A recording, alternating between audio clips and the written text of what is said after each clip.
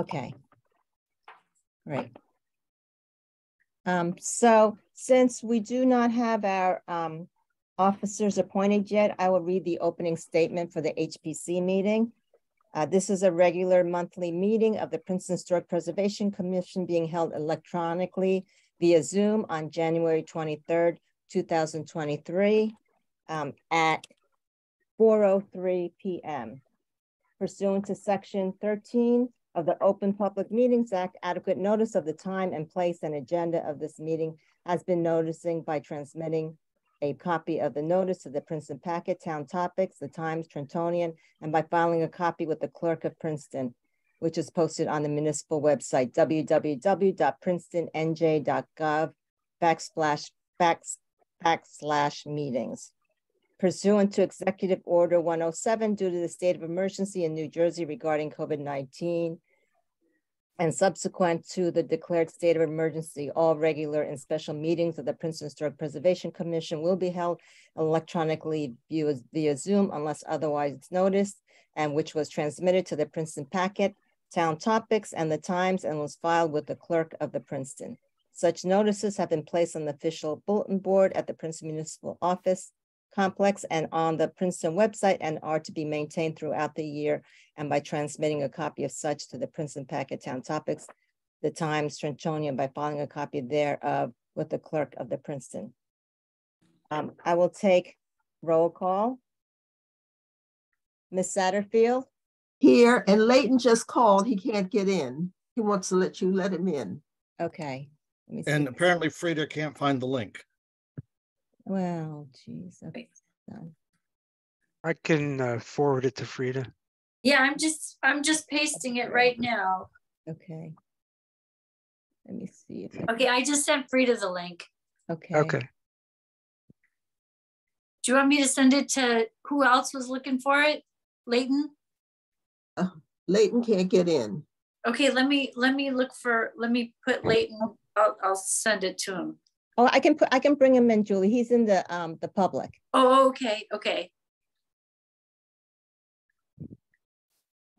Okay, he's coming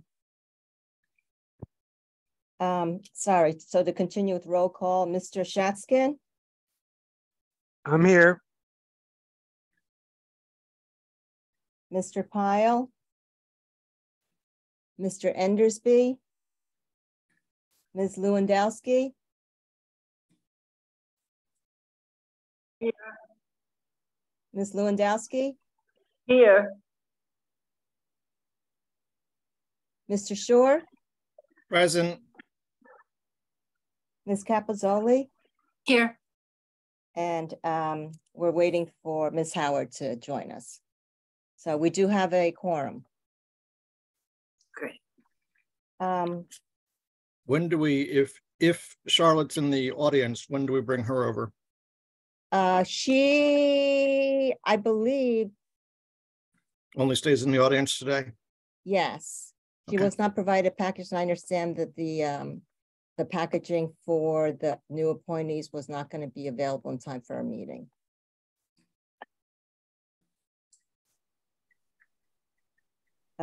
And we also see that Mr. Leighton is here, our councilman. So any announcements? I don't have any. Mr. Newland, do you have any announcements that you'd like to share with the commission? I do not, Chair. Sorry. Or do not, Elizabeth. Okay, so next on the order is the reorganization. It's the election of officers, and we do have to wait for Frida on this since she is part of that subcommittee. So yeah, I sent her the link on her text.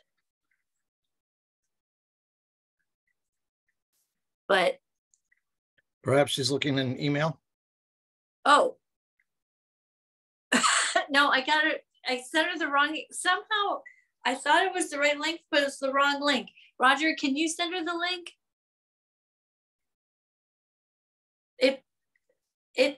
I copied it out of the calendar, and sent it to her, but it ended up being the link for our church. I don't understand.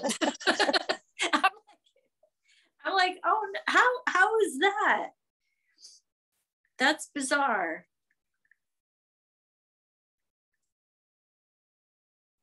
Okay.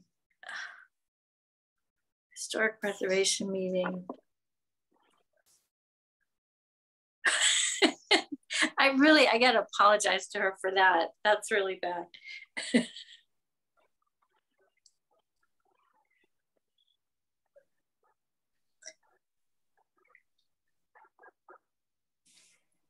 Here we go. I'm sorry, I didn't want you to go to our church, Frida. Wait, you're on mute. Thank you. But every time it's sent with a different email address. This time it's sent with clerk. So I go in and I search, and I'm searching something else. So now I know to search for clerk. Yes, it should be clerk. For some reason, when we hit 2023, it went back to the previous administrator, Mark DeShield, but it was not functioning well also because it had like every month instead of the January and February that was edited. So Okay, I went back and I reset it to be the clerk. perfect. So I'll note. The key word in the subject line is panelist. If you search for panelist, Mhm. it comes up. Okay, that's another good. All right. So we are at the point of the agenda where it's the election of officers. And I know that Ms. Howard and Mr. Shore were on that subcommittee. And if they would like to make a nomination for the chairperson at this time. Right, we're going to do this in two parts. I'm going to go first and then Frida's going to go second. Just very straightforward, the nominating committee has proposed and talked with Julie about serving as the chair again, and she has agreed to do that. So our nomination or our work is that we propose Julie Capozzolo to act as chair for another year. Okay, very good. Should we do a roll call or should we do a voice vote on this? Oh, and do we need a discussion first? We need to say that at all, or? We need a second, I would think. Oh, yeah, that too. I will second that nomination. Right. Any discussion? So either that or someone closed the nomination. Okay, I so guess it no, would be my job. So close the nomination, please. No, you started, So I can't close it? Right? And who seconded? Roger. Roger. Roger. So probably Roger could close or someone else could close nominations if that is what you as a board would choose to do. Okay, Sure, I move to close the nominations. very good. So I will do a roll call. It's just You need, I'm sorry, you need a second. Unseconded. Okay, and all in favor? Aye. Hi. Aye. Leighton's rules of order. Yeah, I know. No, they're Roberts. They belong to Robert. Okay. So motion carried. Ms. Capozzoli will be chair for HPC. Thank you very much, Julie, for doing this again. You always do a great job. We appreciate your time and effort. Thank you so much. And I just have to point out that this is year 20 on the HPC. Oh, wow. Well, That is congratulations. Yeah, I remember showing up January of 2003 for my first meeting. That feels like kind of a long time ago. Yeah, Was that the borough or the township? that was the township. Because I was in the borough. In fact, it was the opening of the municipal building. Like it was the first week that the municipal building opened. That's So, great. so there was like a big party there because nobody had really seen the building or something. Anyway, yeah, my friend got me on HPC. I didn't even know it. Like she she was friends with Philip Marchand, and I didn't even know who Phyllis Marchand was. So anyway. That's a good story, Julie. Yeah. So Madam Chair, you can take over now. Thank you. All right, thank you. So Frida, do you have a nomination for vice chair? Yes, the committee discussed and decided to nominate David Shore again as vice chair. Okay, is there a second? Second. Thanks, Shirley. Who will close the nomination? I'll move to close the nomination. Okay, great. Is there a second? I second it. Okay, thanks, Christine. So all in favor of David Shore wonderfully serving as our vice chair again for 2023. All in favor, say aye. Aye. Aye. Opposed? Motion carried. You're the Thank you, lucky one, everybody. David. And this is my 30th year, or maybe I finished 30 years. I don't even know. Oh my gosh. Oh, wow. that's great. Wow. Well, Actually, congratulations.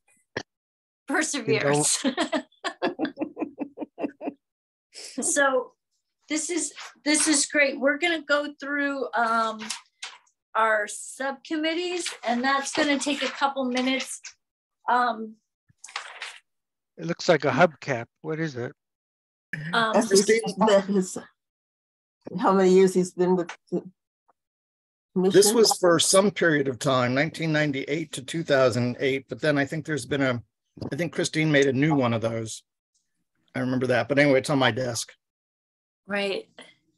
So, so one of the committees that is going to be really, really busy is the Master Plan Update Committee.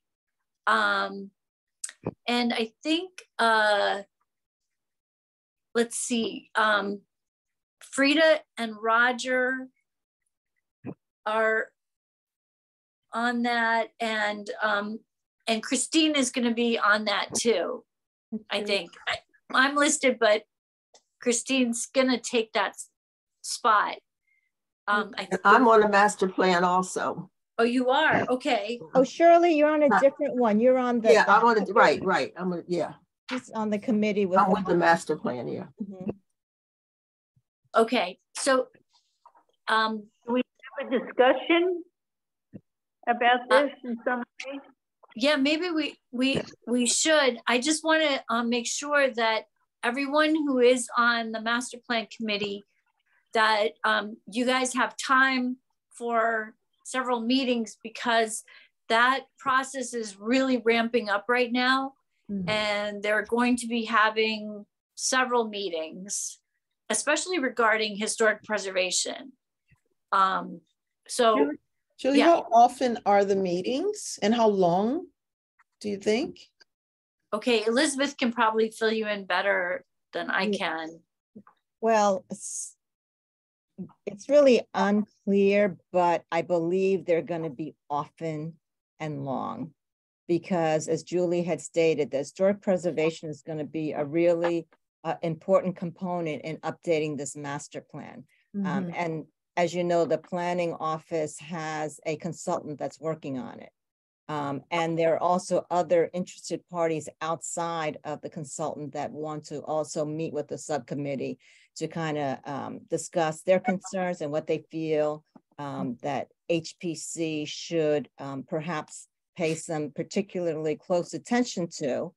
So I think you're going to be getting a lot of interaction from not only with the planning office, their consultant, but also from people in the public who are very interested in this component of the master plan. So, I mean, Christine, you might have a better handle on it. I know that it was done probably 20 years ago or so, right?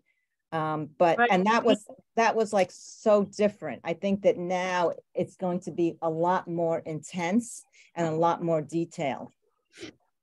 Yeah, I agree with you. So there's a little bit of the unknown there. I think that I think that when the committee meets with the public, then they should meet as a committee, not one person to one person or one person to a group. It should be, well, at least all three of us should be asked. If somebody can't make it, that's one thing. But I think it's important that it be as open as possible. Right.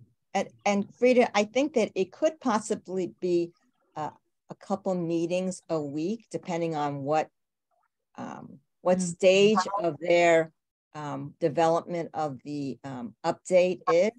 I mean, they might start out with just generally getting information, but I think that as it becomes more involved, that they might want to meet more often. And I'm not sure how long. You know, I'm sure it'll be at least an hour per meeting. There's a 2-hour steering committee meeting on Wednesday, 2:00, I think. As far as I know, we're not represented on the steering committee. Yeah, they have that steering committee regularly. And I mean, Justin does offer to me if I want to attend, but if I had any free time, I might, but honestly, and it might be something that perhaps the subcommittee could talk to Justin about and see if he feels at this point. Typically he'll say to me, hey, you know, I'll say, you know, is this something that you feel that I should attend? He goes, no, we're not at that point yet. And so you can kind of reach out to him and find out when he feels might be appropriate. Right, I think they're getting close. He told us that it was still preliminary, but they're pretty soon they're going to be getting to the historic element. Honestly, I don't think I have time for multiple meetings a week. I just want to make sure that if somebody else has more time, that they can, you know, they replace me on that committee. Is there anyone who'd like to volunteer to be on the master plan committee? David? I would volunteer. I mean, that kind of is in line with, you know, my education and, you know, 30 years of experience here. That's not wonderful. To boast or anything, but I think what they're talking about would be kind of right up my alley. Well, that's perfect. That's good. Yeah. So then it would be you and Christine and Roger. Oh, that would be good. I mean, Frida is always very good, but that would be an awesome group. I'm glad Roger would be there. Yeah, and Christine, of course. All right, so let's amend the subcommittee group on that one. I think it's definitely going to be our most active subcommittee. Right. So thank you. That's perfect. And Madam Chair, just for the commission to know, the ones that are highlighted in yellow are the ones that I feel are going to be active in 2023.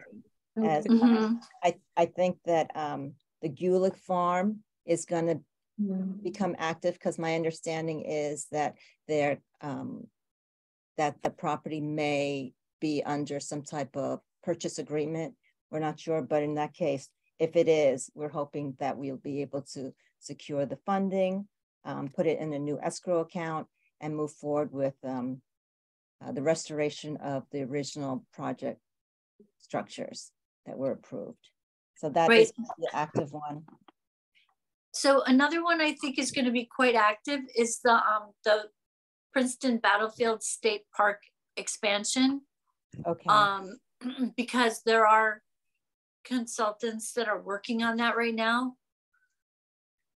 So is there anyone who wants to be on that? It's Roger and Tom Pyle right now. Tom Pyle's the obvious one. And I don't know if it would be helpful or unhelpful. Anne is one of the consultants working on that project. So I would have a lot of information, but I don't know if we want to do it that way. David, is she working on the interpretive signage? I know that she's working on the one that's the Selber house, right? I think she's working on a lot of stuff. I could go ask her right now, but signage I've not heard her talk about. Okay, because I believe that Julie, I can't remember who the gentleman was who wanted to come back at one point, and we felt that that we were too soon, right? More interested in waiting a while until they're further along in their application. Right. But Anne is working with the National Park Service, right? I think it's National Park Service and Trust. and the Battlefield Trust people. Right, and the Battlefield Interpretation Grant. Yeah, so yeah, that's what I'm talking about. That's the thing that's sort of looming. It also includes, actually, I think at some point, a visitor center. Yes, that's a big part of the discussion. Right. So anyway, when you want me to go ask her? Well, she's home today. I'm just assuming that's what it is. Yeah, I think so. I mean, if anything, it might just come to the whole commission anyway. So. Right. I was, excuse me, I was going to look up the status of the Gulick lot, but I can't remember its address. Oh. I don't remember. Does anybody know it? It's that on, is it on, what's it face onto? Millstone River or? It's on, I think the address is on. Is it River Road? No, I think it's Princeton Kingston Road, right? Princeton Kingston, yes. Yeah. The lot faces onto that, or the house itself? The lot. House and the lot in the house. I think both, yeah. Yeah, the house faces on Princeton Kingston Road. Yeah. And let me see what I can find while you're talking. Okay. Anyway, let's see. The other one are the ordinance revisions and demolitions. Can I ask a question, please? Sure. What does that involve? Those are involving, especially these overlays. I mean, Christine, you would be perfect for that committee. I want to understand what it is about, even if I'm not on it. So, and I think that I'm going to have my mouth full for the next few months anyway. So, well, I'm just saying, it's like all these overlays that have been put on the town for affordable housing, and they're for redevelopment zones and all this planning stuff that only you really would know. All right. Okay, that was a yes. Okay. That was easy, Julie. You did good. Let's see which other ones you can get her on. All right. Okay. All right. Is Elric already on that? I know that's one of his big concerns. Oh, really? No, it's you and Roger. Oh. Well, I share that concern, but maybe do you want to ask Elric if he wants to be on that, and I can step off, but he's not here. If he's in the DR, you can do whatever you want.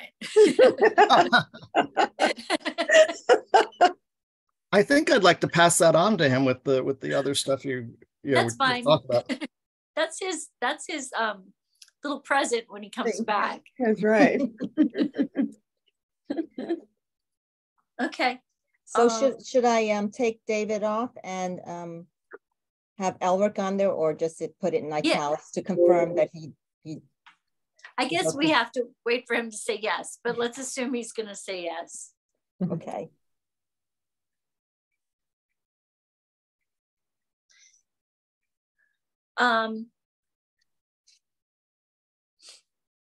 Okay, so I think the last one where I see the name problem is sustainability. Frida, do you have an interest in that one? I do. I do have, where is it? That's I think it's the third one down. It says sustainability / preservation. Yeah. So I can do that. Okay, great.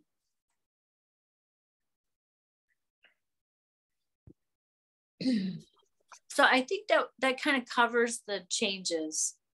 I'm concerned about completion of 2003 architectural survey. I don't remember asking to be on that committee. Well, so Christine, do you want to talk about that? I mean, I don't want to be involved. I was too involved. This was a survey that we had that included properties on the master plan, as well as on other designated properties, such as all along the Kingston, Princeton Highway, the Kings Highway, which is Princeton Kingston Road, and also 27, and also Stockton, and continuing on down to the border of Lawrence and Princeton.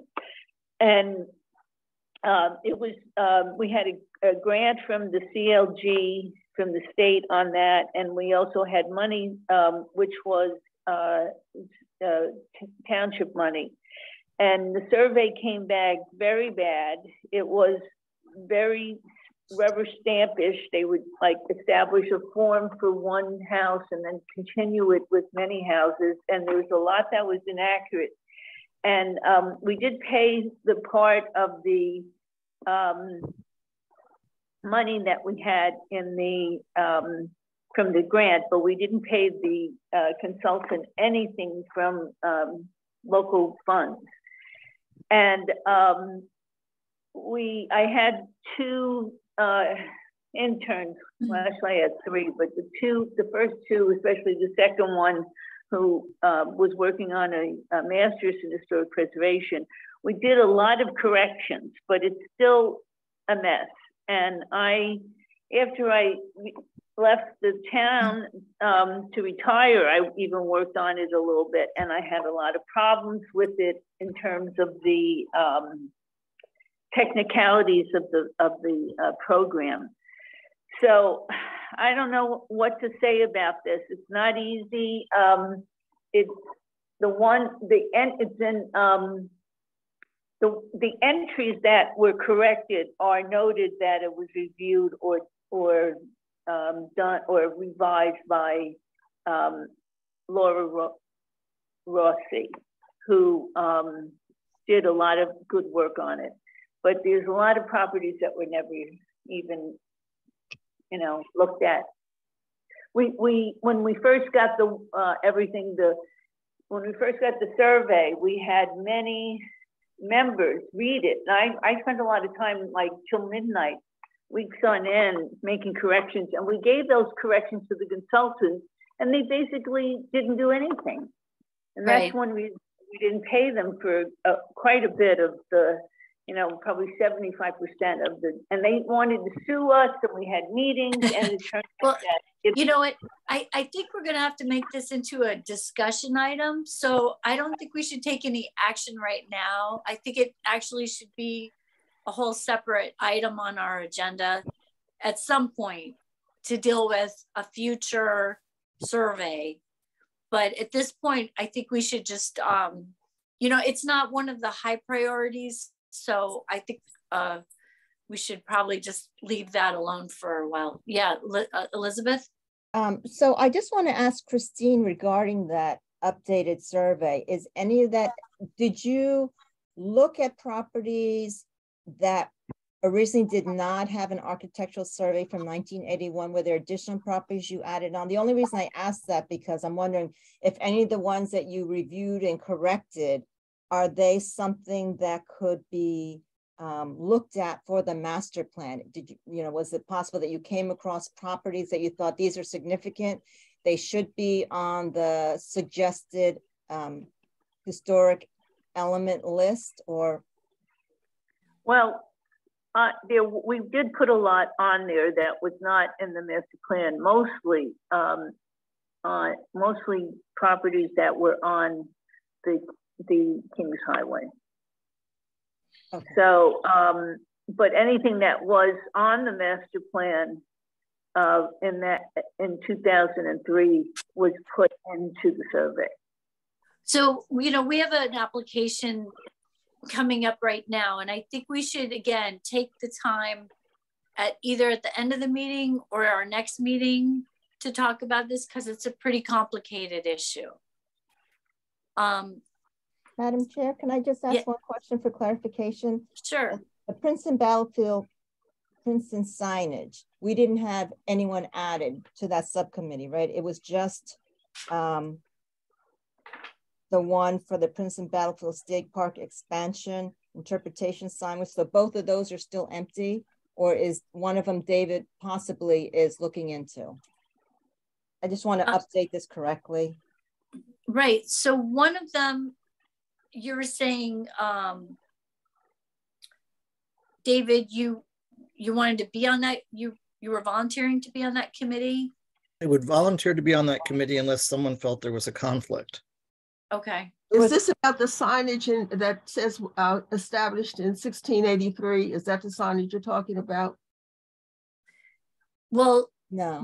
We're talking about possibly new signage from a big project in the.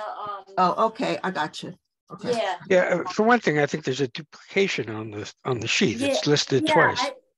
I agree with Roger. I think it should be one committee. I don't think it should be two. Okay, so is the correct title Princeton Battlefield State Park expansion interpretation signage, and the other one should be eliminated? Yeah, I agree. Yes, because okay, it's the same people. Same people. Yes, it is. Yeah, that's right. Because they are talking about expanding it. Okay, and Ed, do you feel that it would be a conflict if David was on that committee because his wife is working with the park and trust on certain components as a consultant? No, I don't think it would be a conflict, no. Okay, great, thank you. Okay, thank you. One other quick thing on the committees, there's a website committee that Brenna was on, and we don't have to go into it here as well, but I would like to broaden that out to a public education committee. The website might take care of itself. I think the council has got a presentation tonight about from a communications consultant who, I don't know if they are doing or redoing the website. They're suggesting it be redone. I'm not sure who's actually going to redo it.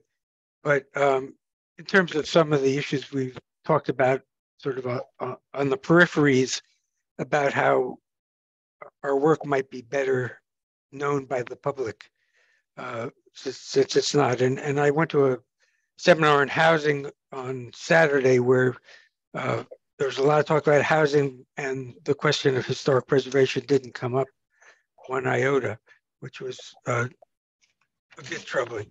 But anyway, we can just talk about that later, but I would suggest a public education subcommittee, which I'd be happy to stay on, and maybe dragoon Frida into helping with, since she had expressed some interest over email. And also, I think Charlotte might be interested in that too. She's very interested in education and publishing, and wonderful. So yeah. Okay, great. All right. So I think we're set. I think we should move on to our application.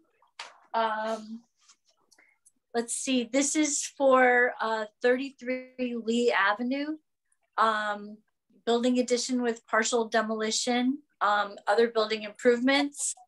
Let's see, looks like everybody's popping up here in our great Hollywood squares. And let's see, Elizabeth, did you want to go over your report Sure. briefly before we start with the applicant? Of course.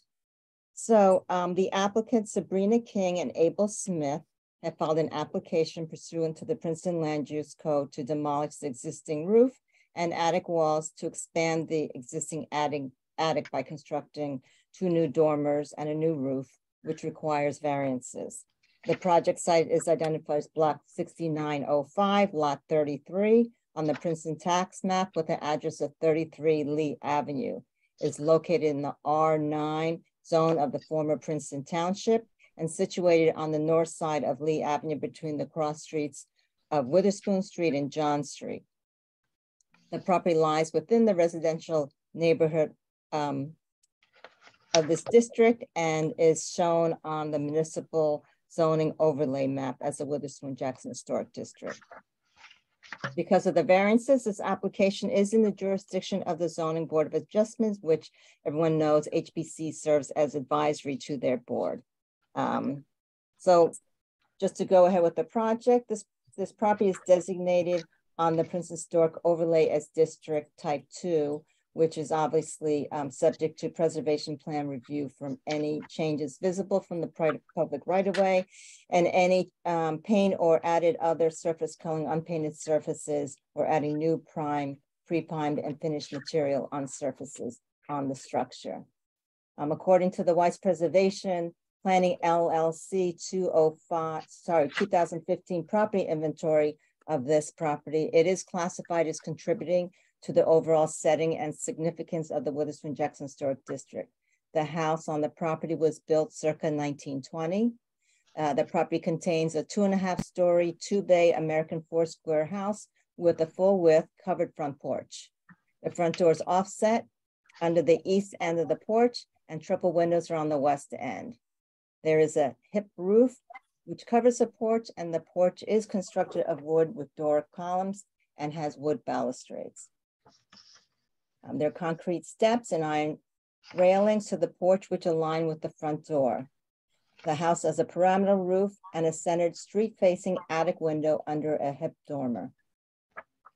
Street-facing second-floor windows are paired, and these paired windows are also prevalent on both floors of the west elevation, and there's also a paired set of windows on the east elevation. Also on the east elevation is a grade door, which is centered on that elevation. Most of the windows are 1/1 double hung replacements, and the main entrance door is also a paneled replacement door. There is a stucco chimney located off the northwest corner of the asphalt shingle roof, and wood shingle siding clads the exterior wall on the second floor and dormer, and there are horizontal wood clapboard siding on the first floor. The second floor siding is painted green and the clapboard is white. The foundation has a stucco finish. So just, for reference for the house, even though it's really not that visible from the right of way, but off the existing small 1-story rear addition is existing wood deck with steps which lead to the backyard. There is a 6-foot fence, which is chain link that runs around the rear of the property. And there's a paved driveway that runs between the east building elevation and property line to the end of the house. Yep. So currently the house is 3 bedrooms, 1.5-story bathroom, and all the bedrooms are found on the second floor with the full bathroom. On the first floor is a living room, dining room, kitchen, mudroom, and a powder room. And there's a door from the mudroom that leads to the rear deck. The attic space has 224.6 square foot of floor area with a ceiling height that's above 5 feet, which is centered under the roof ridge. Currently, this space is not utilized for living space. So the applicant wishes to expand on their attic to create a primary bedroom and an ensuite bathroom by constructing new dormers on the back end of the house on the east and west elevations. As mentioned, portions of the exterior wall and roof will be required to be demolished to make this addition. There will be a door off the north elevation of the bedroom where we'll access a new balcony or deck that will be constructed over the new roof on the second floor.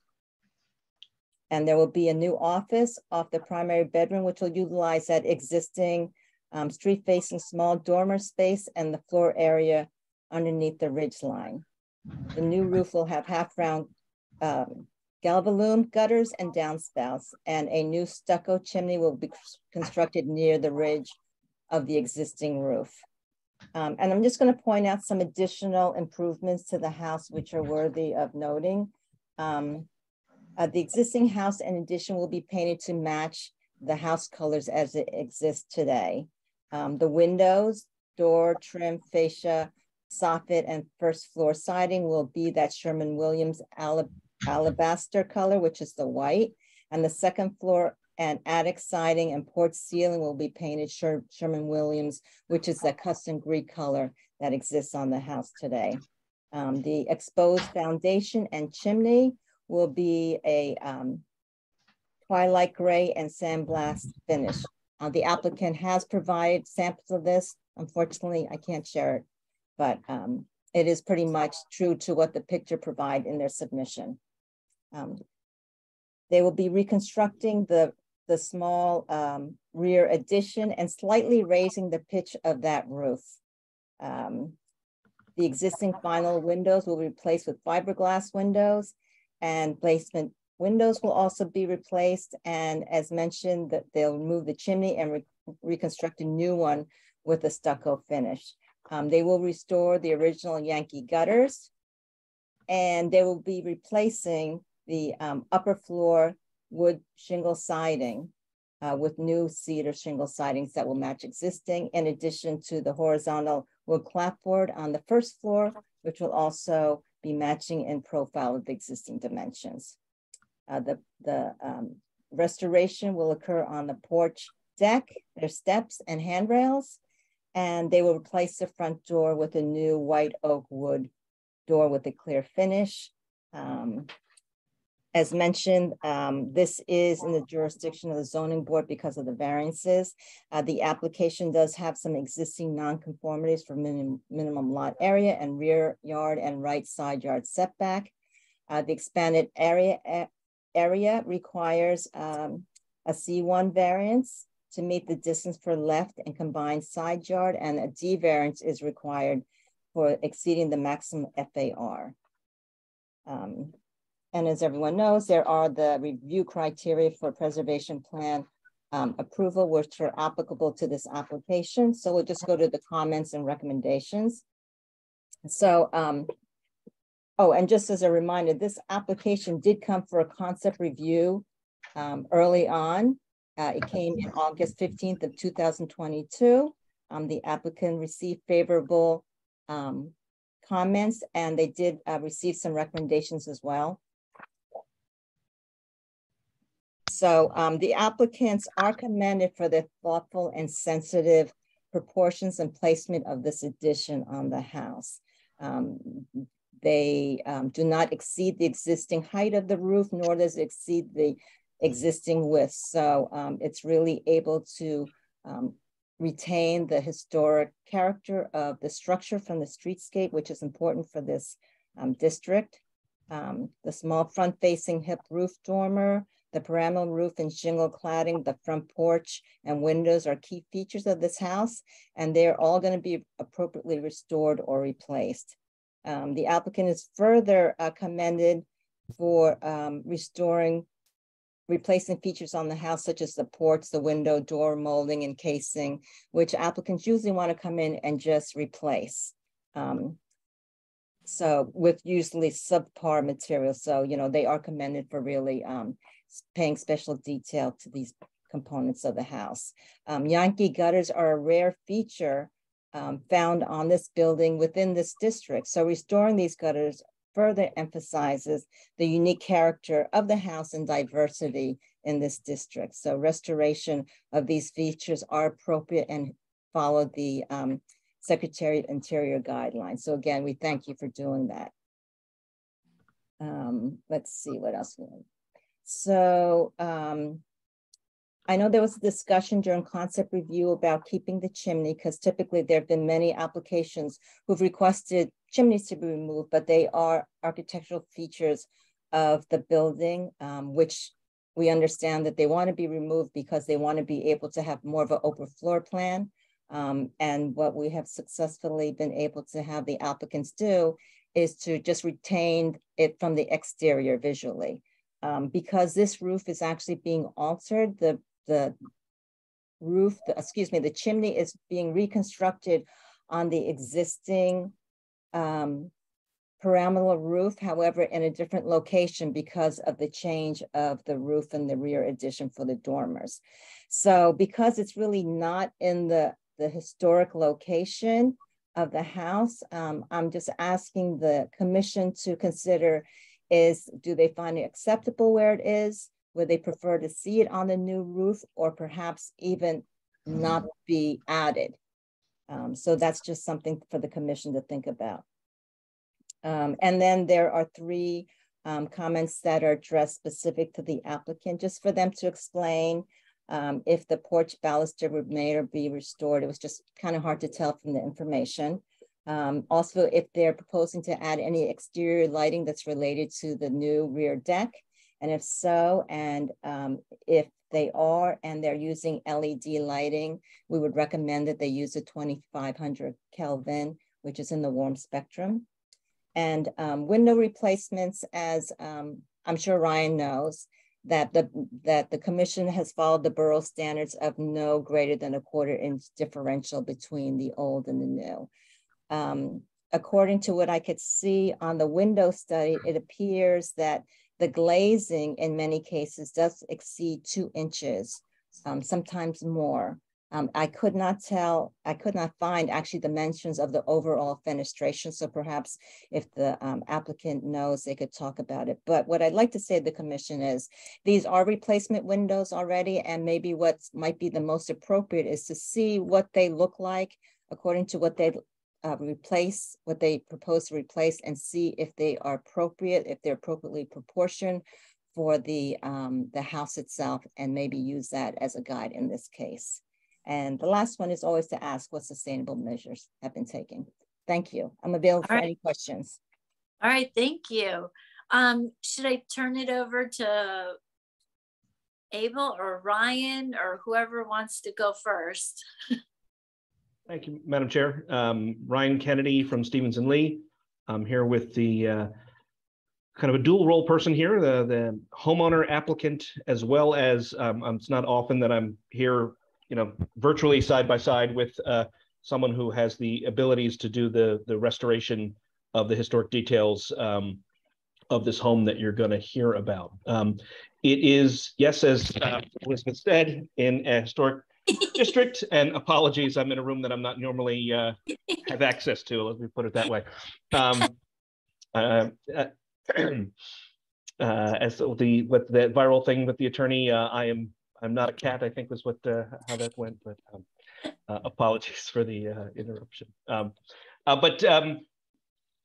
We'll be before the zoning board because of a floor area variance, and had this been done about a year ago, if not even less than that now, the design with just adding the dormers would not have violated the prior 7-foot rule. You'll see some things that will probably be more interesting to the zoning board. We did a comparison of the 5 and 7 foot heights, but at the end of the day, what this homeowner has done, I think, very respectfully tucks a very modest amount of livable space inside of their attic in a way that we are very used to seeing in Princeton, and under the new rules, unfortunately, does require a technical floor area variance even for that modest increase. And because those shed dormers are within the existing non-conforming setbacks, we'll need a variance for that as well. The rest of the story here, and I'm excited to kind of step back and let us hear it, is going to be a painstaking restoration of the elements of this home, including the Yankee gutters. I have those at my house, and I'm my personal hat off to Abe for taking that on. Mine, unfortunately, the nature of them is that when you don't do it well, they leak right into your house because they are interior to everything. And hats off to him for making that work here at his home on Lee Avenue. So, Abe, I'm going to put allow you to introduce yourself again. It's been a few months since the concept review, but if you want to introduce yourself, unmute, and then I'll start going through the plans with you. Okay, thank you, Ryan. Well, my name's Abel Smith. My wife was supposed to be here tonight, but she had to work, so I'm on my own. I don't know what you really want to hear. We've been living, we bought this house in 2013. We've been, our family has expanded since then, so we're eager to get this project rolling.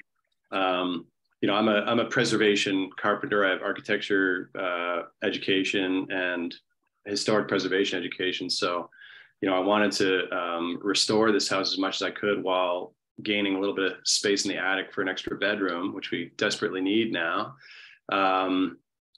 So I think you've all kind of reviewed the plans and you probably understand basically what's going on here. And I can respond to any of the sort of notes that Elizabeth mentioned about windows or, the porch or anything else you might like. So perfect. We'll just flip through pretty quickly, just to orient the board to where we are in the former township. Here's an overhead view showing the neighborhood and many other, dormer treatments on the street in the existing condition of the property. Ava, I think these are some photos you gave me of the front facade and kind of an oblique view from one of the sides. Yeah. Here, kind of that side by side before and after that shows the left the existing, the right minus the initial chimney, and I guess we'll talk about that a little bit later post concept. But then the two shed dormers partially. It's an interesting view. Perhaps you'll never see it from this head on, which makes it look like the shed dormers come all the way to the front of the property, and you'll see in the side profiles they do. Can I interrupt? Just sorry for 1 minute, Ryan. Can you flip back for 1 second? So this might be an old image because the final version, which you'll see in your plans, has the cedar shingle siding on the second on the attic dormers. So it shows horizontal siding. That was sort of something that I bounced that idea across a few friends of mine, Ron Berlin, and he thought I should keep the finish the same kind of all the way up. So if you understand that, yeah. Apologies for that. No, it's no problem. So next, and again, I think this may be of more interest to the zoning board as they wrap their heads around the implications of 7 feet and 5 feet. But we did a study that shows the floor heights, so you can understand the attic floor, in comparison to what 7 foot would have been, what 5 feet would have been, and then here, Abe, this actually shows the footprint, so to speak, of the attic floor, with which spaces are over 5 feet, which spaces are over 7 feet, and count as floor area and what would have counted previously and actually been compliant, had we been here a year ago. On this, maybe you could use this, which actually now realizing this has the correct front profile with the shakes up on the sides of the shed dormers, maybe as an opportunity to kind of walk through the elements that you're going to be restoring, yes, and updating as part of the project. Okay, so I mean, if you want to start at the bottom, the house currently has a concrete stoop with a kind of a modern wrought iron. Alex, I'm sorry, I'm home alone with my kids. Lila, I'm sorry. Alex, you got to go in the room. Okay, just for now. I'm in the middle of my meeting. Lila, can you come here, honey? Alex, go in the bedroom. I'm sorry. So the front stoop is concrete with a wrought iron handrail, and there's kind of a wooden guardrail around the porch. None of those are original details. The guardrail around the porch is pressure treated, kind of lumber grade balustrade. And as I said, the wrought iron, which got hit by a car at some point in its previous ownership. So that I would like to bring back, more true to its original form. So I'm going to put wood steps, wood handrail. I did do a page in the plan. It's the very last page in the plan, and it kind of shows those deck details. So those are all replacement, but the porch has these really pretty kind of tapered columns. And so everything from the balustrade up, the columns and the frieze and everything, I'm going to restore that. And I think I can do it without any real replacement there. I'm going to have to do a patch on the columns. So I'll have to make some kind of stave column bases and kind of, bond them to the old columns. But the capitals, the ceiling, everything, all those details are going to remain the same. As a matter of fact, even the windows, the trim details, I'm going to keep the same. I'm going to uncover them from the coil stock aluminum covers that exist on them now. I'm sorry, can you hang on 1 second, please? Yeah, no problem. Don't worry.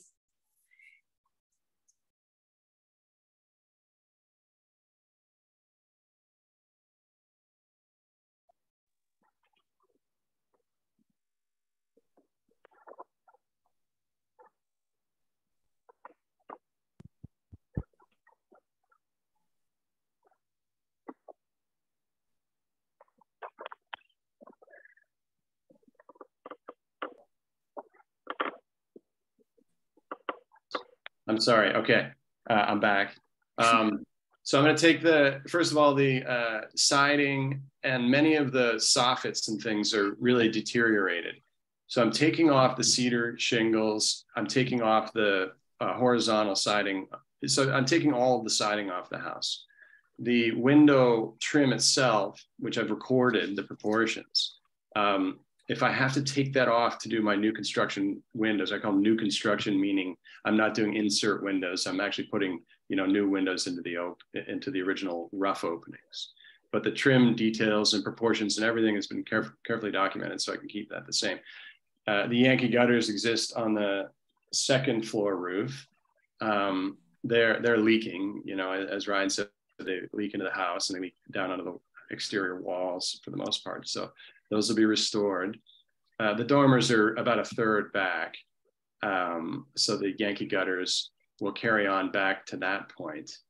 And then I would like to do Galvalume gutters, which hang on the fascia at the top roof, the dormer roof, and along the bottom porch roof. The bottom porch roof doesn't have Yankee gutters. I don't think it was ever the intention for it to have that. So those will have fascia mount Galvalume gutters.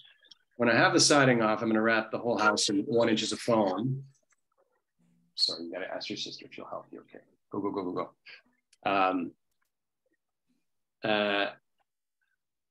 So I think that's probably all the detailing I can think of as far as restoration is concerned on that front elevation. Yeah. And then here's the side elevation that I guess shows that, how that front third or so will be maintained, and then where the shed dormer begins about almost halfway back from the front. Now this is maybe I can make a comment here. If you picture now, there's a very tall, very thin cinder block chimney. It's about halfway across the dormer, so maybe almost between the two windows that exist there now. It's very close to the gutter line. It penetrates up from the roof, maybe a foot up from the gutter line or so.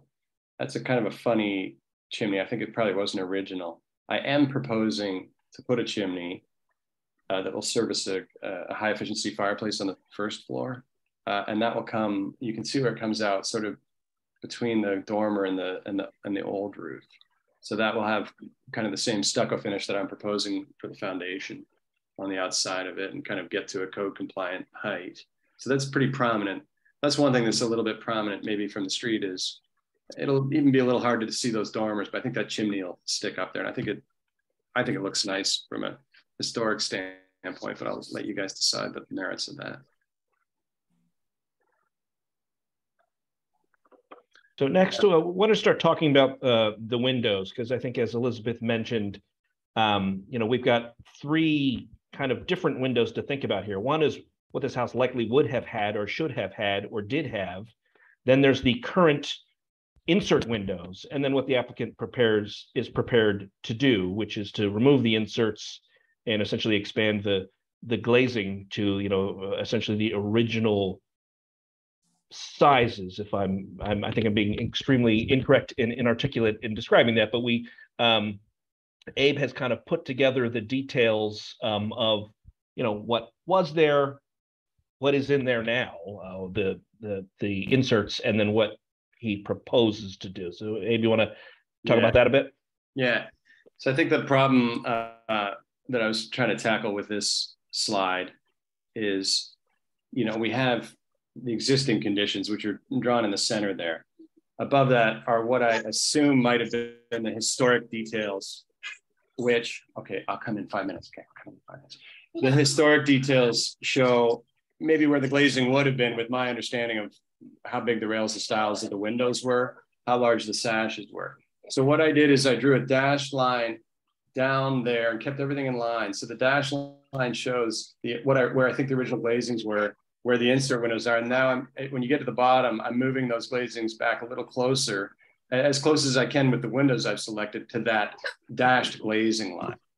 So Ryan, I'll let you speak about that for 1 second, okay?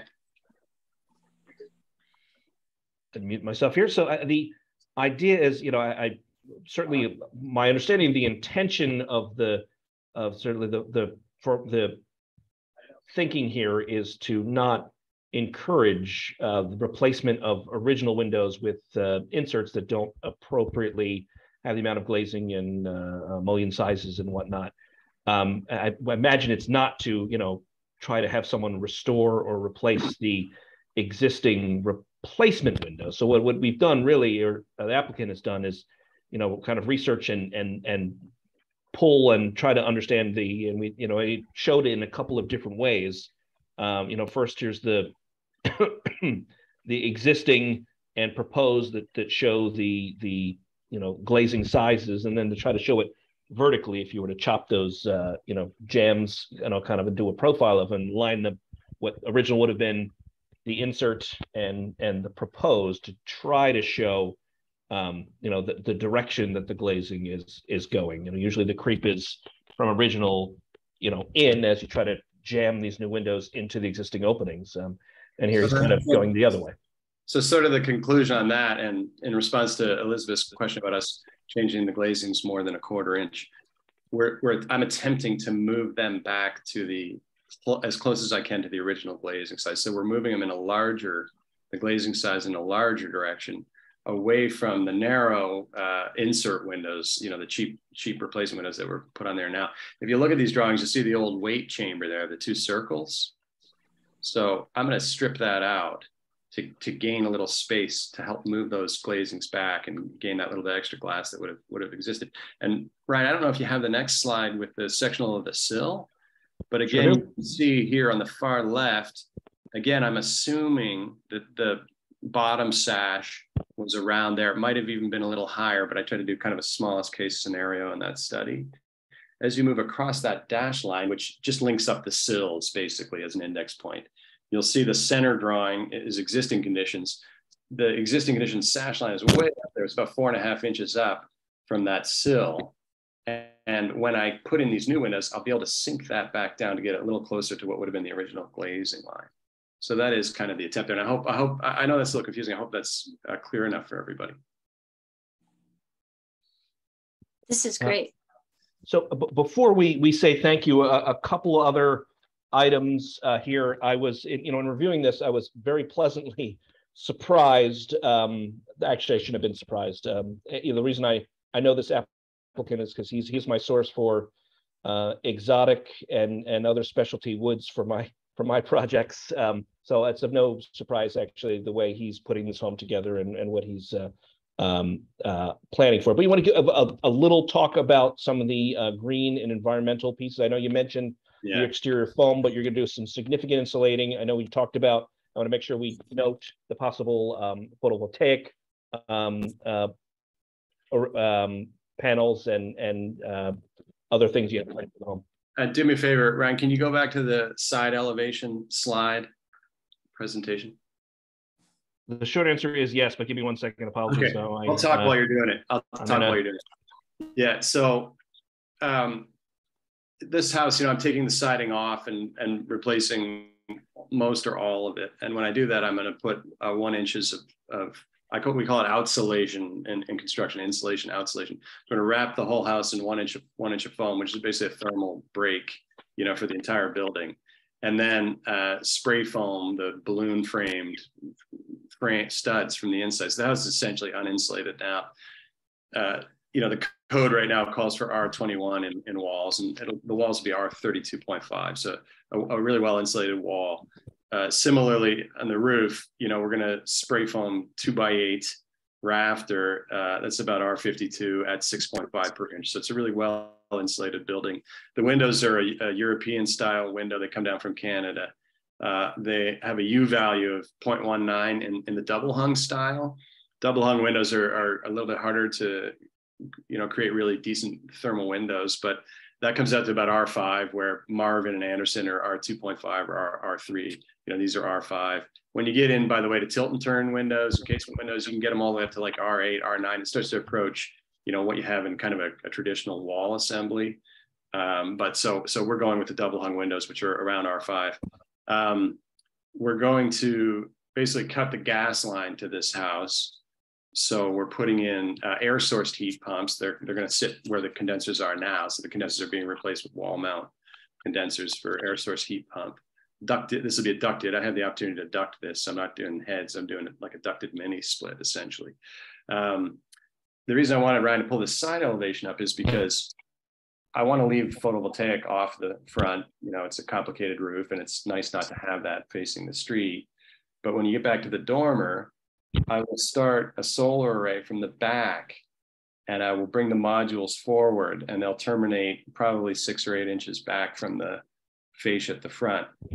Now, I don't know if they raise 6 or 7 inches or something. Basically, with the angle of repose from the street, you won't be able to see those panels, you know, if you're looking up at the house. They are above the roof line, but you'd have to be, you know, on a ladder across the street, basically, to see these things. So I don't think they'll really affect the kind of pedestrian experience.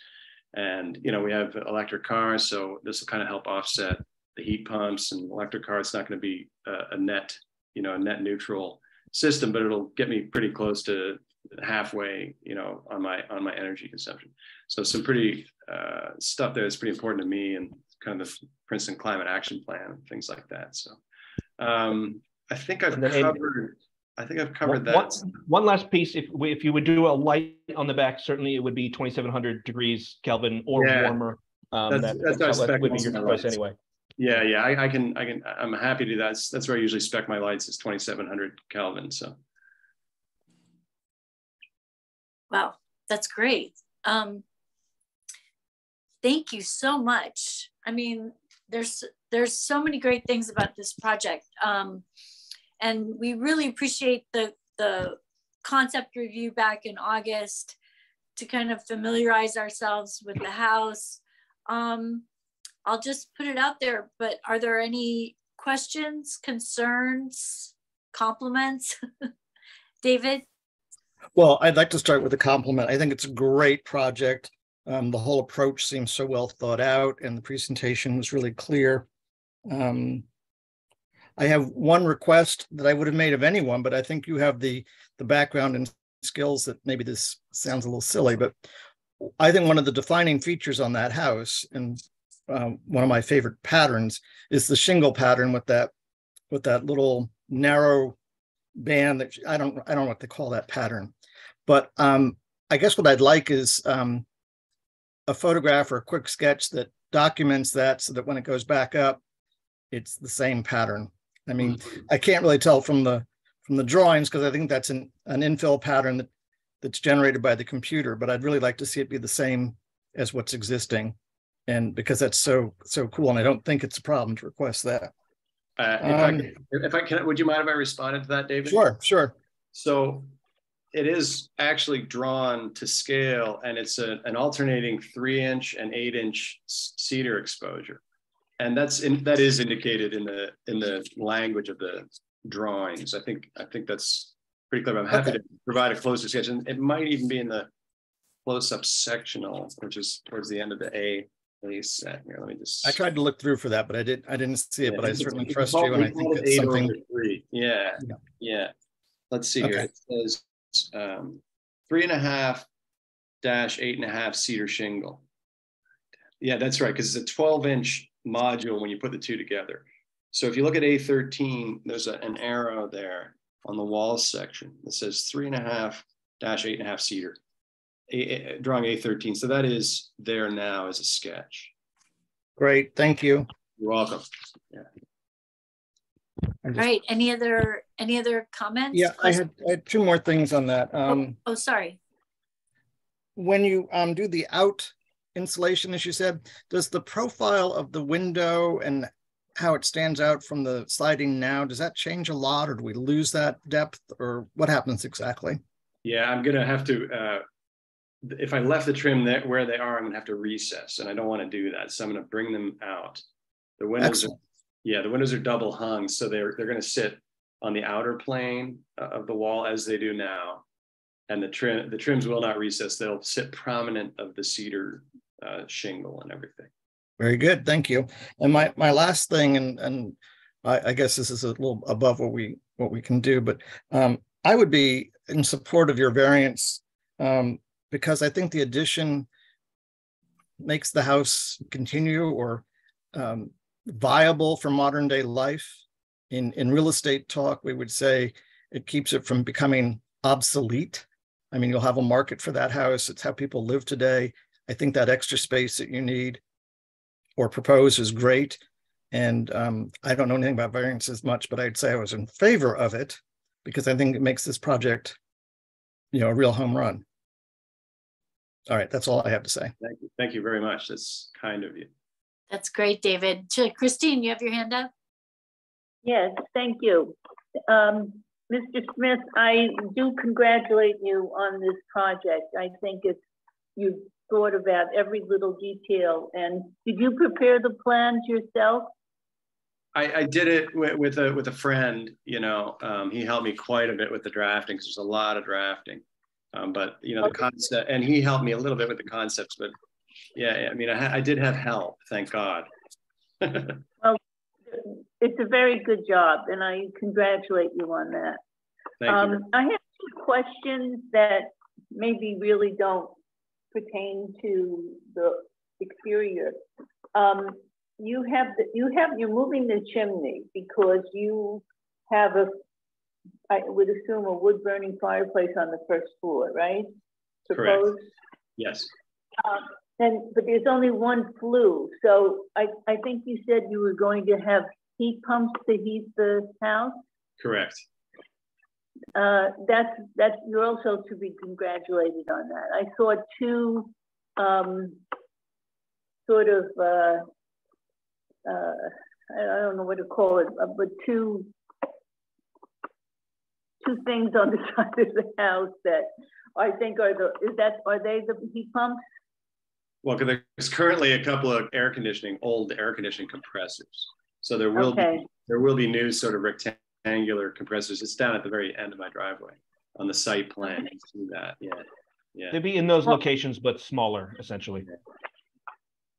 Well, I think that you're to be congratulated on this. I think it's a terrific project. And I just want to throw out one thing for thought for everybody, that a lot of the projects in this district, when they need some kind of an expansion, because the density is so tight that they need variances. And so almost every building, or a lot of the buildings, go to the zoning board.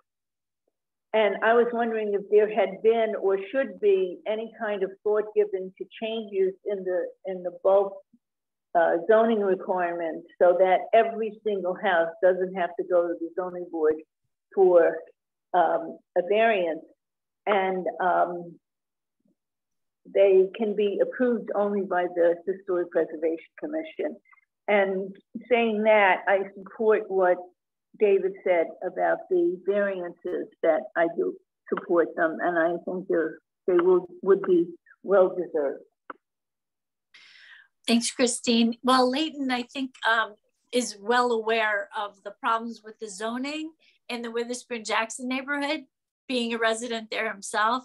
So I don't know if there's any plans to change the zoning, but he knows. Well, I do want to say I was paying particular attention to the last comments by Christine Lewandowski. Thank you, Christine. But I'm truly aware of the issues when it comes here, and particularly in the Witherspoon-Jackson neighborhood, and the variances that are needed. And it's something that I am hopeful that council at some point will be able to work on, as we are working on other things like affordable housing at this time. So hopefully we'll get there and make the transition to make changes to homes in the neighborhood a little bit easier for everyone. Thank you. Sure would be good. All right, any other comments? Yes, I too live in the Witherspoon-Jackson community, and I just want to say how pleased I am, Mr. Smith, with what you're doing with that house, that it is conforming with our community. And as a former teacher, I give you an A. Also, I'd like to know, is the front of your house, is that a bow window? It looks like the window comes out in the middle. I guess you call it a bow window. Does it kind of go like this? Yeah, there is a bay window in the back, but the front window is flat to the house. Okay, because when I looked at it, it looked like it was kind of like a bow window, but it's a flat window. That's in the back, and I'm going to replace that as well, but it's basically the same as what exists. It's a bow window in the back. Yeah, bow or bay. By the way, bow is, if you wanted to know, Shirley, bow is 4-sided and bay is 3-sided. That's the term. Oh, because I have a window that's just flat. What is that one? I think that's just a window. No, but it looks like, okay, I got you. Okay. Yeah, okay. Yeah, I always learn something when I ask questions, so Good, thank you for that. Good. Okay. And welcome again. Thank you very much. Thank you. Other comments, questions? Roger? Yeah, no, I think it's a great project, and I think it kind of mirrors the evolution of the neighborhood in a very appropriate manner. Getting to Elizabeth's questions about the window, I think since we're going back to original size of windows, and as you point out in your report, there are replacements already, that doesn't trouble me at all. I think it's also an improvement. And I think in Witherspoon Jackson, we have to give more latitude because, architecture is really just one of the legs that makes that a historic district. It's the cultural and anthropological aspects of the neighborhood as well as the architecture. And it marks that as a somewhat different type of district than other districts in town. So I say that because I think we have to be a little more liberal, if I can use that word, in terms of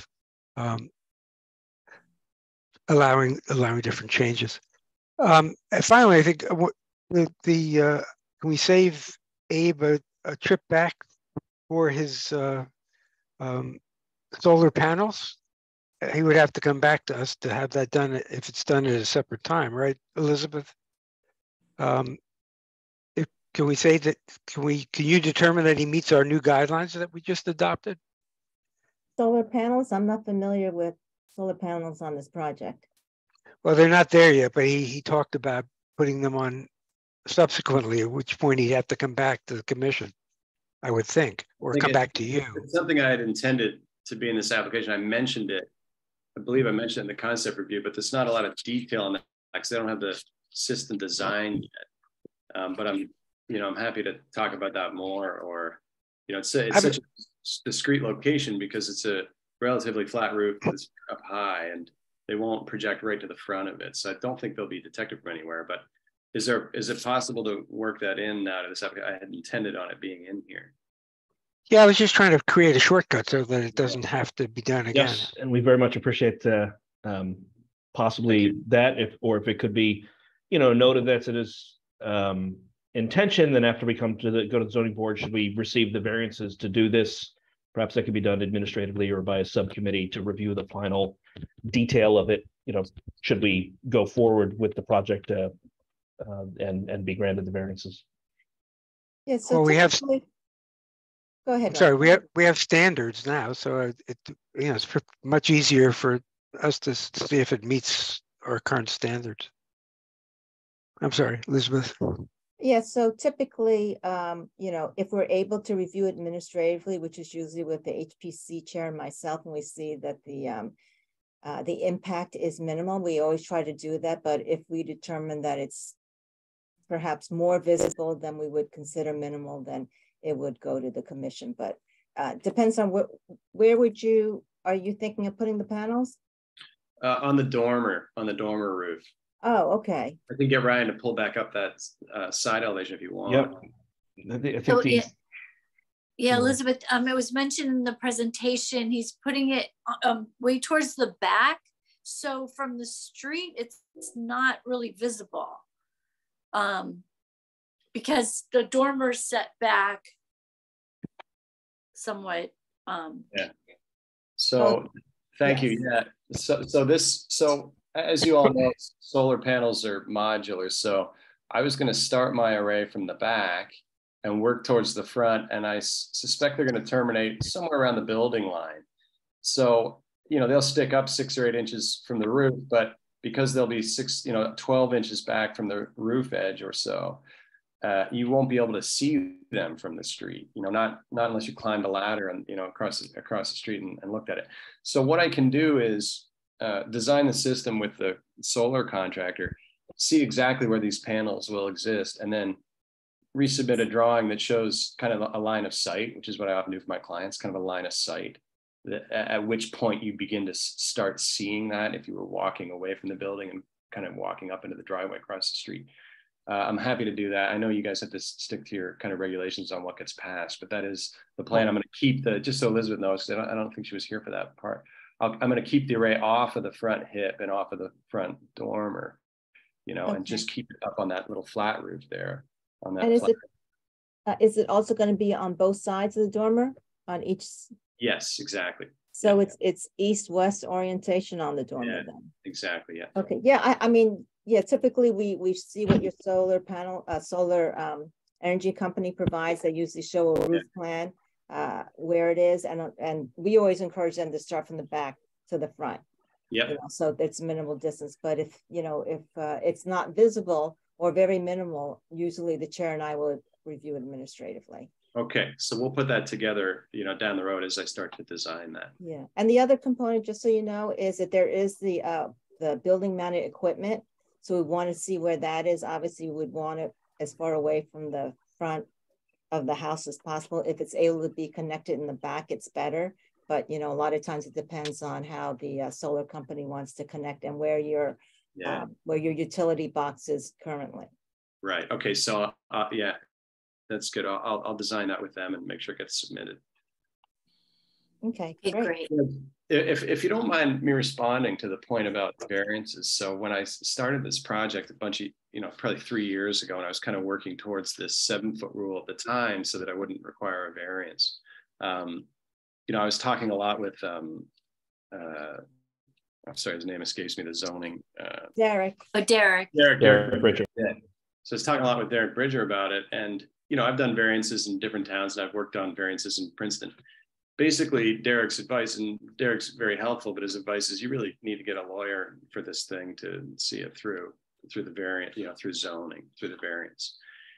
Now, I really appreciate these comments about the Witherspoon Jackson district, because I think you all have your head in this, is that it's very expensive for anybody in this neighborhood to do anything, because Ryan, no offense, you've done a great job, but like a lawyer costs X thousands of dollars, sometimes up to $10,000. When Derek advises people that they need a variance in this district, and this is not the wealthiest district in town, it becomes kind of a pay to play in a way. You need to do this thing, have this huge fee that's, to get this through. So it becomes a pretty serious burden. And I like it that you're talking about acknowledging that burden that's on the citizens of this, district, and how heavy that is. And I know that the town has been through multiple zoning changes recently. I think Brian might have even kind of been working on some of that. And this came up. This is something that everybody's aware of, but I think they need more of a push. And I'll be long gone. This has to be done, and I'll be enjoying it long after any more changes come through. But I think for somebody who doesn't have a lot of money and owns one of these houses, they have to spend $5,000 to $10,000 just to get in the game. That's a really unfortunate burden for those citizens. So I'm glad I'm on the record kind of saying that, now.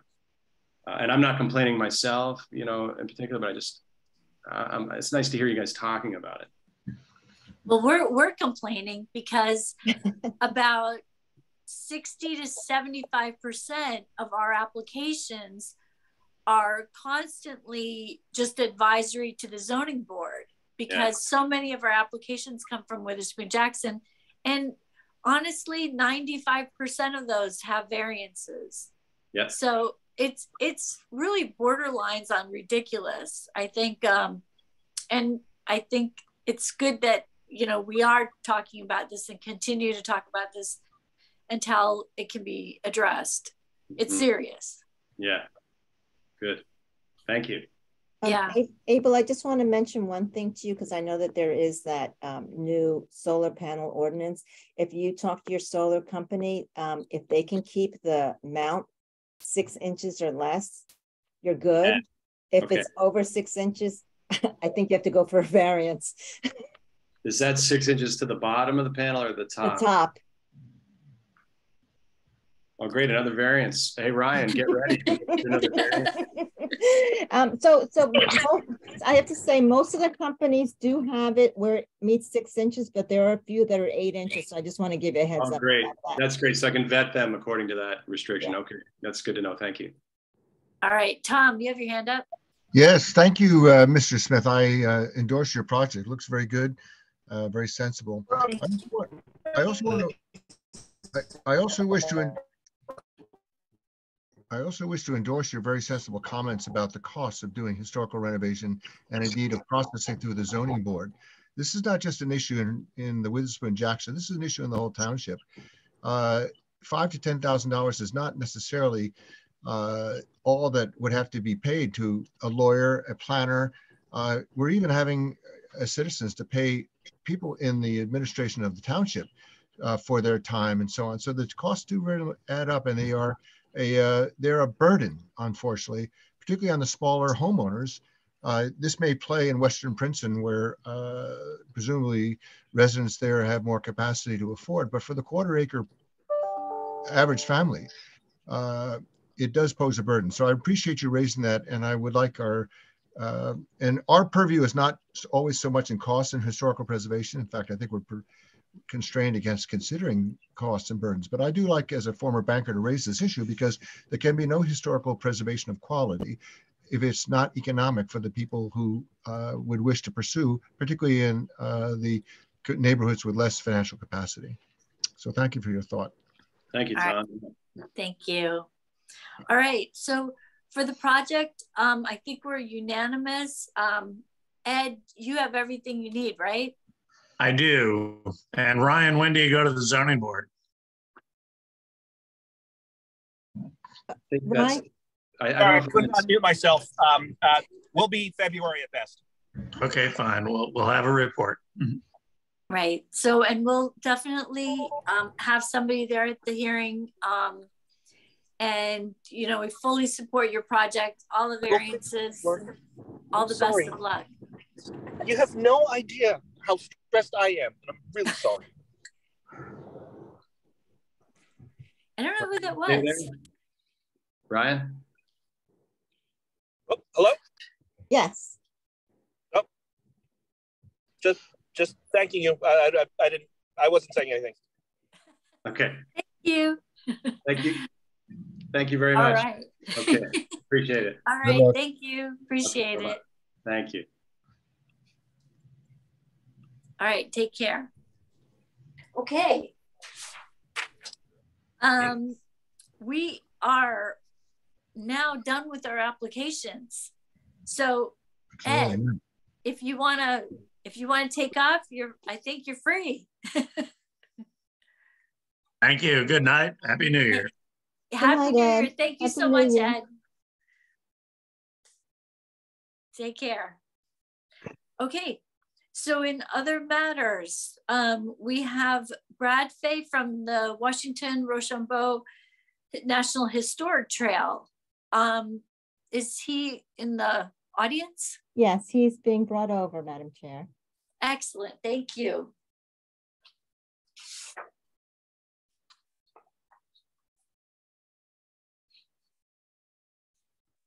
Hi, this is Brad. I'm just joining as a panelist. I've been here for a little while.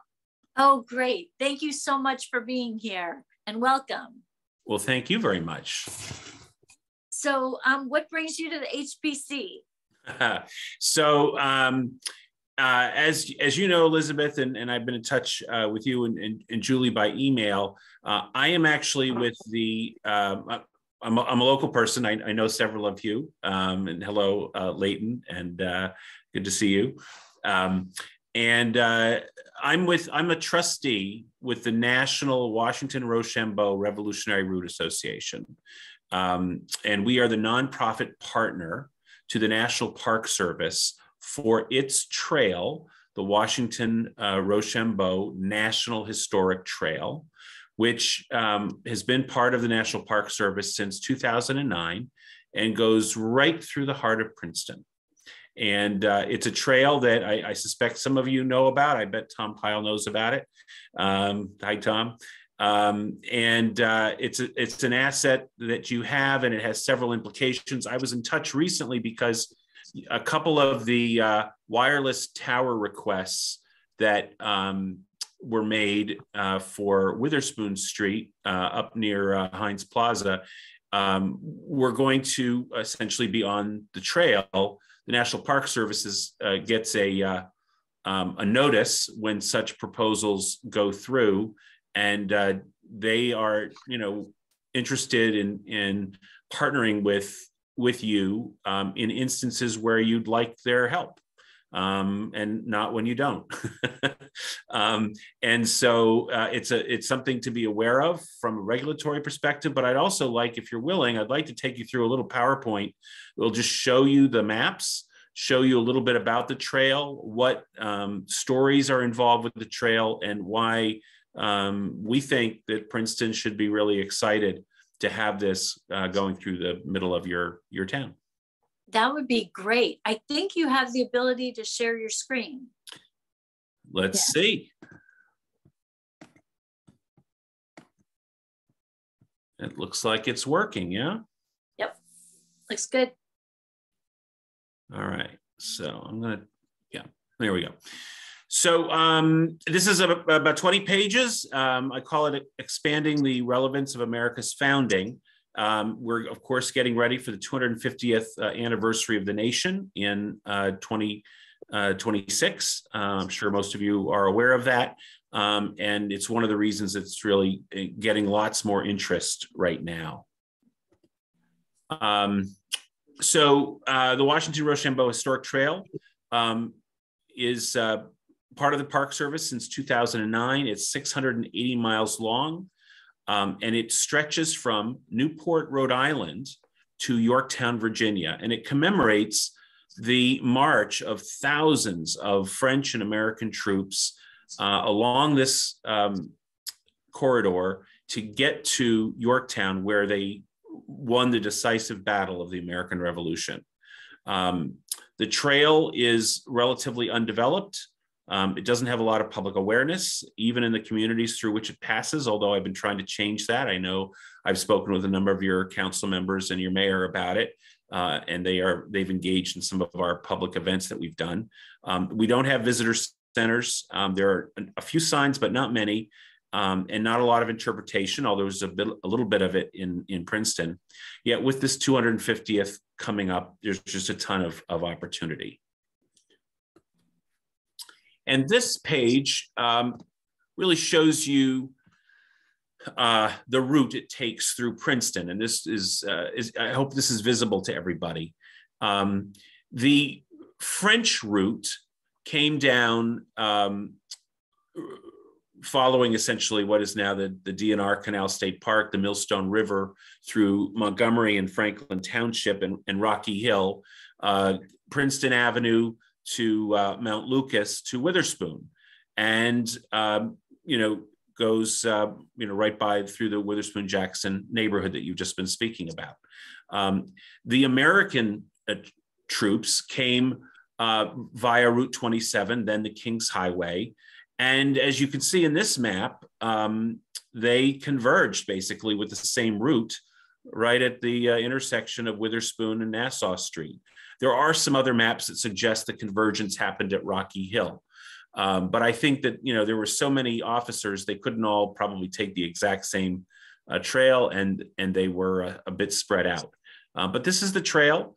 They on the way south to Yorktown, they camped in Princeton on August 31st into September 1st. Very close to Morven and the Princeton Seminary on that southern trip. When they return, and you can see that blue marker there that sort of denotes that. And then down below, in the middle of the Springdale Golf Club, that red marker indicates where there was an encampment on the way north the following year, after they were returning victorious from Yorktown. So when this happened, the population of Princeton then probably grew by a factor of 20 times. I mean, it was a massive number of people passing through Princeton on their way to win Americans' independence. And I don't know if anyone has seen this before, but there was a French map maker among the officer by the name of Berthier. He did incredible maps of the route that they took, and it's one of the reasons we know so well where they went through. And actually, the entire archive is at Princeton University, quite conveniently. And this is, of course, the section that shows what I was just talking about, the piece that takes you from sort of New Brunswick into Princeton. You might notice in the middle of the map, there's something marked called the Black Horse Tavern and the Red Horse Tavern. My home is the Red Horse Tavern. I'm coming to you from there right now. Cool. And I hope you're familiar with this. This is the marker over near the Washington Battle Monument that tells the story of the Washington-Rochambeau Trail. On the right, you see a group of, you see your councilwoman, Michelle Perron-Lambros, along with other trustees of the Washington-Rochambeau Revolutionary Route Association. We came through on one of the anniversaries. And on the left is a young historian who's become one of the experts on the French contribution to the American Revolution. So you see some important people are being attracted to Princeton for this route. So what does W3R, the national organization, does a bunch of things. We do historical research on the trail. We are particularly now focusing on the trail's multicultural stories, and I'm going to speak a little bit more about that in a minute because I think it's significant given that this goes through the Witherspoon-Jackson neighborhood. We do education programs emphasizing trying to teach young people. We want to collaborate with trail communities like Princeton, particularly when it comes to infrastructure and pocket parks and monuments on the trail that are possible, as well as in support any regulatory actions you may be taking and planning. And then we also do advocacy to support increasing funding to get ready for the 250th anniversary. And we fundraise to support these things. And indeed, the 250th is really what we think is the critical moment for us. And of course, it's fantastic that New Jersey is beginning to make some bigger investments, like in the Princeton battlefield, a share of the $25 million in new funding that's coming. We also think it's important that because this anniversary is coming at a time when we've been having a reckoning on race, that we really do need to make sure to tell that fuller story. And we're delighted that your Congresswoman, Bonnie Watson Coleman, has really gotten involved with this story. On July 4th, 2021, she authored an op-ed in the Washington Post that talked about this trail and its importance. And in particular, the fact that a significant percentage of the American troops who marched to Yorktown in 1781 through Princeton were people of color. They were Black and Indigenous and mixed race individuals. One of the French officers, in fact, estimated that about 1/4 of the American troops heading south to Yorktown were Black, Indigenous, or of mixed race. And it's just something that people don't often realize. In fact, it's been said by historians that during the Revolutionary War, the American military was more racially integrated than it ever would be again until the Korean War. A number of legislators at the national level have supported increased funding for this trail so that more people will know about it. I just list them here. We're thrilled that many of them are from New Jersey and have been very helpful in our bringing this. And we talk about founding cities of the nation that this passes through. These are cities that are minority majority cities like Trenton, New Brunswick, and Newark. That are also in need of economic development, and we think that's one of the things this trail can do. One of the amazing stories of this trail, in fact, is something called the 1st Rhode Island Regiment. They served almost the entire war. They were the most non-white. They were 70% Black and Indigenous soldiers. They marched this trail. They marched through Princeton and Trenton on their way to Yorktown, where they were the ones who won the last engagement of the final major battle, the taking of Redoubt number 10 at Yorktown on October 14th, 1781. The next day, the British put up the surrender flag. So it's a really important story. The fact that this was a Black majority regiment doesn't get enough attention. So that's one of our missions right now, is to make sure that story is understood, as well as the vital role of the French. At Yorktown, there were more French than Americans, and some 2,000 French died in winning our independence. These are facts that are not well known. I mentioned the cities that it passes through are today highly diverse cities, majority minority cities, with about twice the national rate of poverty, really lacking in outdoor recreation and green spaces. And this is part of the argument we make in seeking federal funding as well as private funding. And just to give you a little bit of an idea, this is a trail that follows public roads like Witherspoon and like Nassau Street, like 206. And in some of these urban communities, these are streets that really need investment. And so we hope to encourage that. And just a few samplings right here, including Trenton's Brunswick Avenue. We are always looking for partnerships. That's the key to our success. We've got just one full-time employee at the National Park Service, who is the trail administrator. He had a trail that's 700 miles in 9 states plus DC. We are aggressively trying to get some share of the Inflation Reductions Act money for NPS staffing to be dedicated to this trail and to other Revolutionary War sites like like Morristown and Independence in Philadelphia. We hope that we can work with all of you over time in helping to protect the trail locally and to develop it as a stronger tourism asset that brings people to Princeton and to appreciate the story that the trail brings with it. And that's that. Well, thank you. Thank you. Any questions or comments? I have a question about relationships. So I know that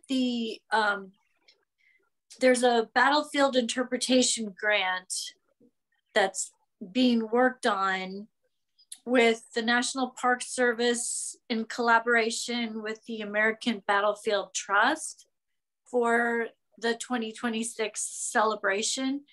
Do you have relationships with the American Battlefield Trust or? Yes, the Washington Rochambeau, the W3R group, yes, absolutely does have good relations with that organization. Mm-hmm. And are you involved with the project at all that they're working on? Or? That particular project, I am not personally engaged, but our executive director would be probably quite familiar with it, and I'll mention it to her. Okay, yeah, we actually, I think they're still putting it together, but I believe at some point we'll be looking at the proposals for that project. Mm-hmm. And then are you thinking about signage opportunities or? We certainly are. So we believe getting consistent signage on the trail is a very high priority, particularly in advance of 2026. And we really depend on help from our local partners in doing that. I mean, some of these roads are state, some of them are municipal, some of them are county. It is a complicated process. Mm-hmm, mm-hmm. Yeah. Yeah. Well, I see, let's see, there's 2 hands up. I don't know, Tom, did you want to start? Yeah, thank you. Good presentation. This obviously is very historically interesting to Princeton for all the right reasons. I just have a technical question. Have you all, in your study of the history of the movement of this encampment through Princeton, identified any historical evidence that as they moved through in 1781, there was any commemoration at the actual battlefield of Princeton for the battle that was fought there previously?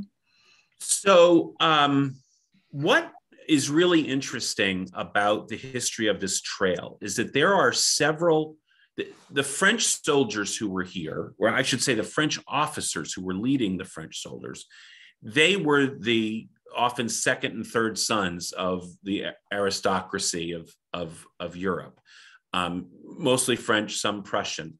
And they, I like to think of it as they were on an adventure like the ultimate junior year abroad.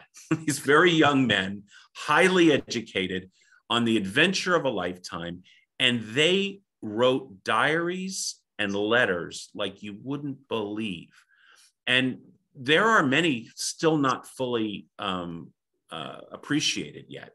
But in those, one of the fascinating things is that they write about the battles of Trenton and Princeton, both, in sort of vivid detail. It's clear that as they were, riding with George Washington and the other officers who'd been in those battles, that they were absolutely fascinated to go back to the same locations and learn about them. And so in particular, the diaries of Baron von Closen, and also of a general by the name of Chasseloup, were extremely vivid in writing about this. And in fact, in one case specifically about Trenton, writes about how, America should forever commemorate what happened in Trenton. And I think by extension, you should include Princeton as well, because of its critical turning point nature and heroism of it.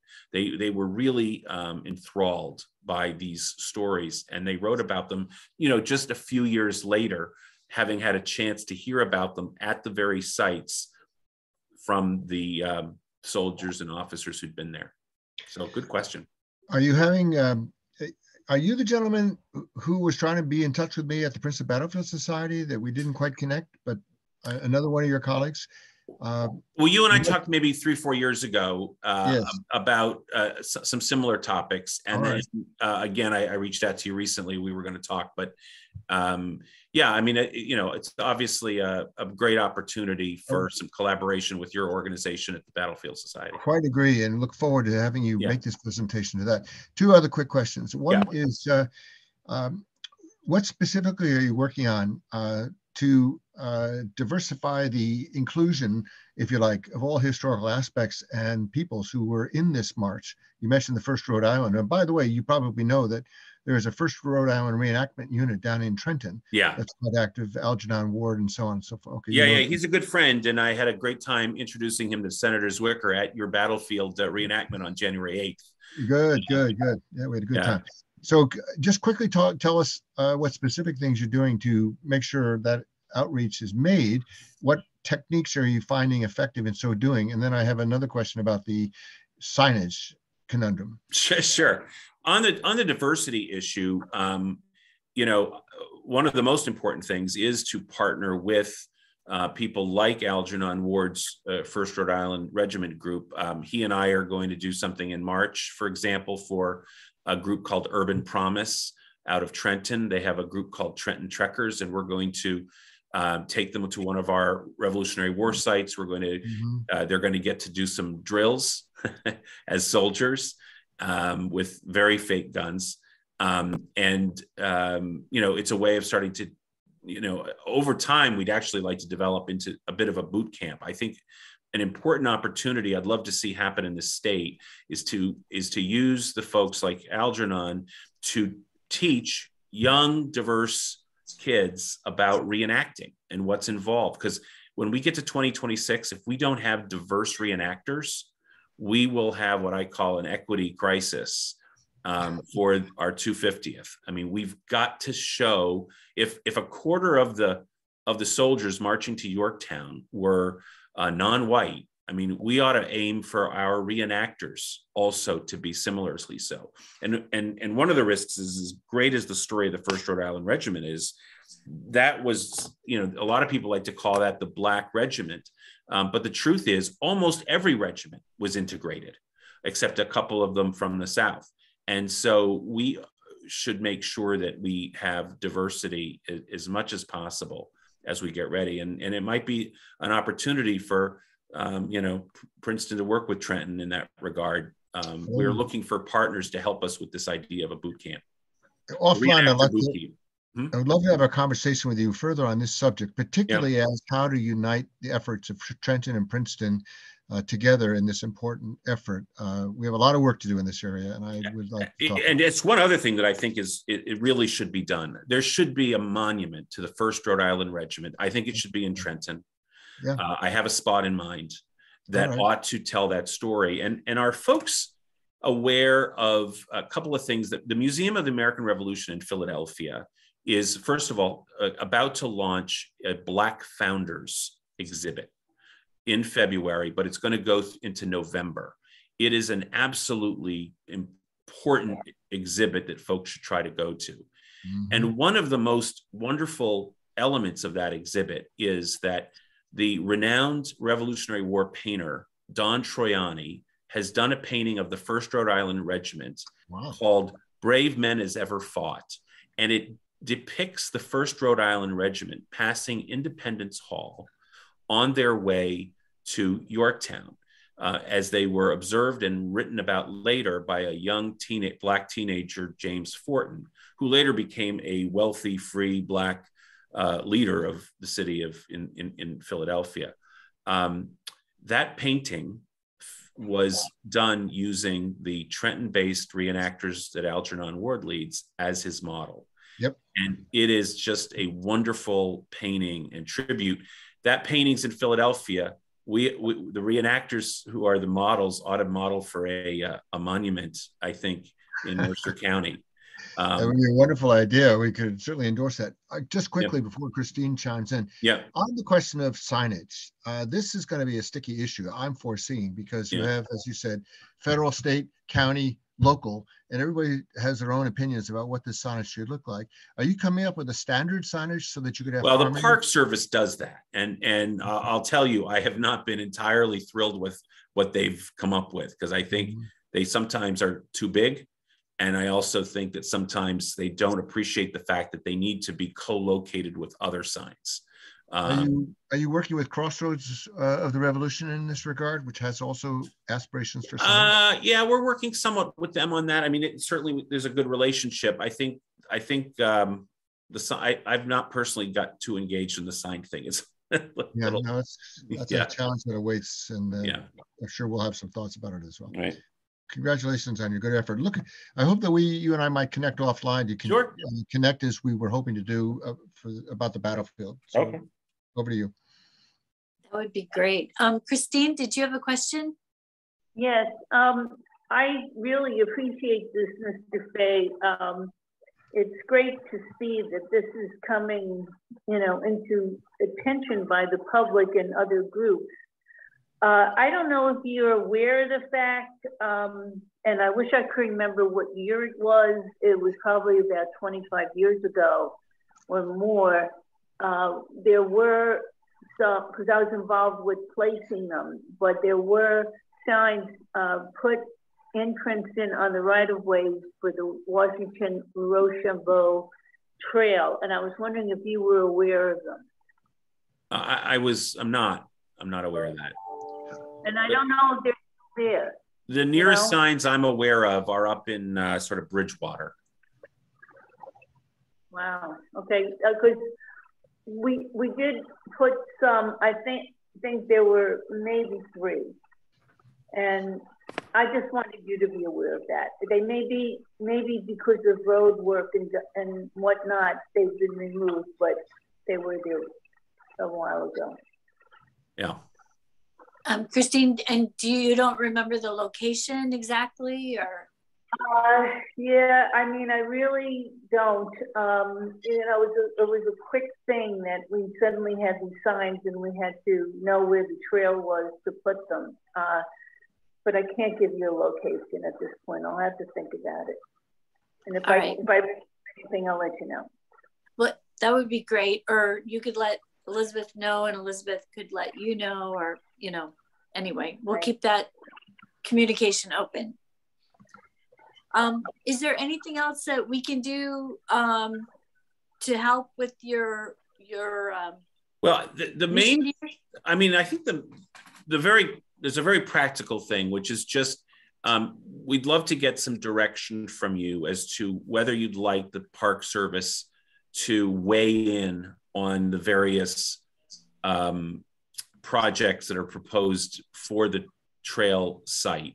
Or it may be that you can't give a blanket answer, but on which ones. We just need to, the Park Service is happy to add its voice in potentially, you know, blocking or suggesting changes to proposed installations like, you know, cell towers and such, but only wants to do so in cooperation with you.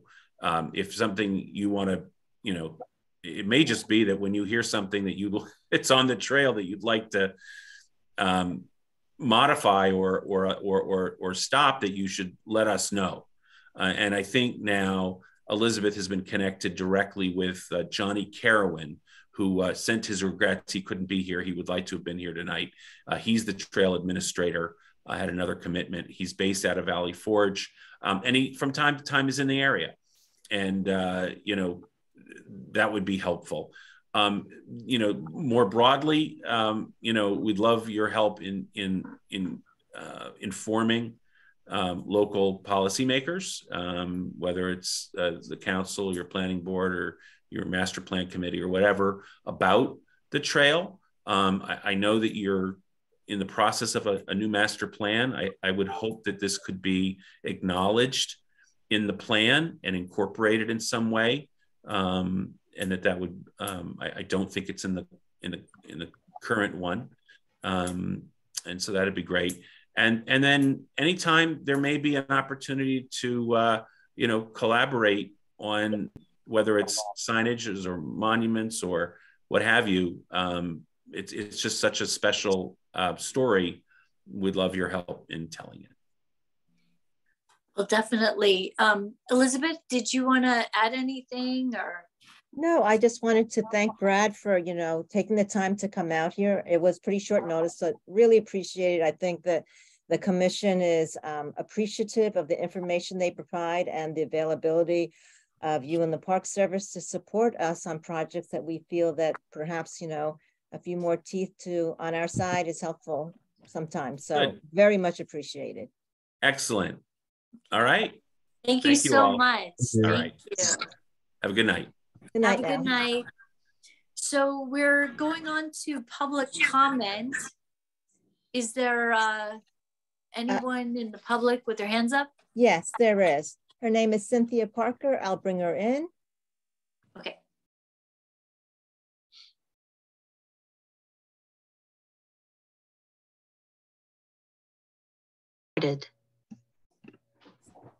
Hi there. Hello, friends and neighbors. Welcome. I have a brief comment about 180 John Street. Right. Do you want a refresher? Do you want to screen share? Should I screen share the architectural plans to refresh your memory? Yeah, I think that would be great. Chair members, I just want to remind you that 180 Green Street was a property that HPC had heard not too long ago. They had that violation. They came in for removing 3/4 of their upper floor and their roof. I believe you saw the picture where only the front wall was dangling there. Louisa Clayton was the architect who came back with the applicant come in. And HPC had reviewed that violation to see if they required him, if they were going to approve for him to demolish the rest, and the HPC did, but he was required to rebuild what was there previously. Right, so go ahead and screen share if you feel like it. Mm-hmm.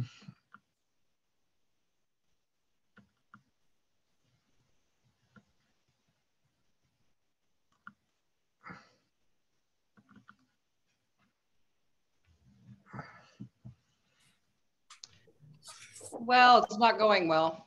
Oh, that's okay. If you want to just explain, I mean, I think, does everyone remember 180 John Street? I don't know if we could pull up like a Google Maps photo. It's on the west side of John Street. It was, I think the commission members might remember it as yellow. It had actually a pretty large lot, vacant lot on the left side, and they came in for a duplex. So they were retaining the original structure, and then they were adding on to it on the left side. Mm-hmm. It's Miss Onita Campbell's house, and it looks like they left it until it got so dilapidated that they had to add another part. We're really concerned about the size of it. In fact, the two constructions going on at the same time, the one that's next to the house, her sister's house. So what's the address of the other one, Shirley? Do you know? I don't know. It's a house that Zinder has. Oh, like the 168? The one with the gambrel roof? Yes. Okay. That one, as the commission members might recall, there was an addition to that existing house. In the It back. had that unusual driveway that went underneath, and then they constructed a new building in the back. That one was a zoning application. Right. So that came first, and 180 came after that. Yeah. Right. Yeah, but it's a yellow house. Yeah, it was a very modest sized one. Yeah, right near where Lytle meets John Street. Yes. Where McLean meets John Street. McLean. Thank you, Shirley. Mm-hmm. It might help to describe it as the house that was in front of the water tower on John Street many years ago. Mm-hmm. Well, now 180. Oh, no, that's the other house. So that's Miss Bess's house. She's right. talking about the one where it is the house on the right of that, looking at the homes. Right. Right. So the architectural plan, basically you have the home that was there, and now there's a second home being built right next to it, attached. Correct. That was the application they came in for. They came in for a duplex, basically. So here's, side by side. So the neighborhood is, we're all speaking to each other now because there's been so much trouble. And it was decided that I would come chat because I have, a lot of people have strong feelings. So it just feels like, to us, it feels like developers have a totally different set of rules than homeowners. The homeowners are feeling like we are nitpicked over tiny things, while a developer can just build a new house. And if the guiding principle is street view, again, the word that I'm hearing again is that we feel nitpicked. When you look at this new, building a new house alters the street view. So this property is utterly different than it was. So we're kind of confused. But I'm talking about feelings. We just feel that developers have a totally different set of rules than we do. I am complete. Well, I guess, I don't know if anyone wants to comment, but we do try to approach every application with the same standards and the same approach. And we do rely a lot on the architect's presentations and renderings to understand what the proposal is. There have been a couple projects where they have promised one thing and then they get out to the site and, you know, a wall crumbles or some kind of, you know, the decay was worse than they expected, and they had promised to save something that they couldn't save. But as far as enforcement is concerned, I mean, Elizabeth, would you say that pretty much relies with the building department? Well, in this case, actually, we had contacted the building department because Elric and I were at a site, and Shirley, I believe you and Leighton were also there where we were going to the Morning Star Church to talk to the pastor. And Elric happened to drive down the street, and at the meeting, he says to me, hey, listen, I saw that house on John Street and I don't remember approving demolition. That's right. So after the meeting, we drove past it and I was like, well, first of all, that's pretty unsafe. And yeah, I don't recall that. And I went back to the office and I checked their approval plans, and clearly it was not that. I talked to the building department. I let them know. They had told me they had tried to reach the owner several times to talk to him about what was going on. And it seems like they had been talking to him a long time, because I believe it might have been maybe March or April was the first time we had the meeting. So that's when we had actually notified them last year. And I know that there was also someone within your neighborhood who had reached out to me asking about it. And I let her know, yes, we are aware of it. We told the building department, they said that they're taking care of it. They've been in contact with the owner. Subsequently, actually a couple of times, there seemed to be no change. Followed up with the building department. They said they are aware. He was supposed to do something.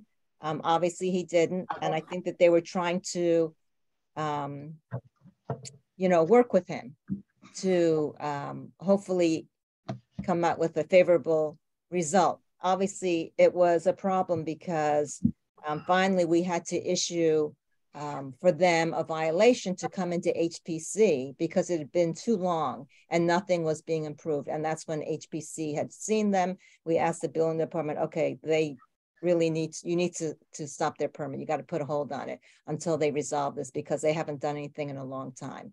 And they came before HPC. And I guess the concern that we had is, you know, HPC wants to always think that people are truthful and honest when they come present. And what we didn't want to see is someone telling us one thing and doing something else. And what they had said is, no, that was not the intent. We never expected to demolish this, but the architect had said, but once the applicant started working on it, I believe he was working on it himself. I don't even know if he had a contractor. That's what I understood from the building department.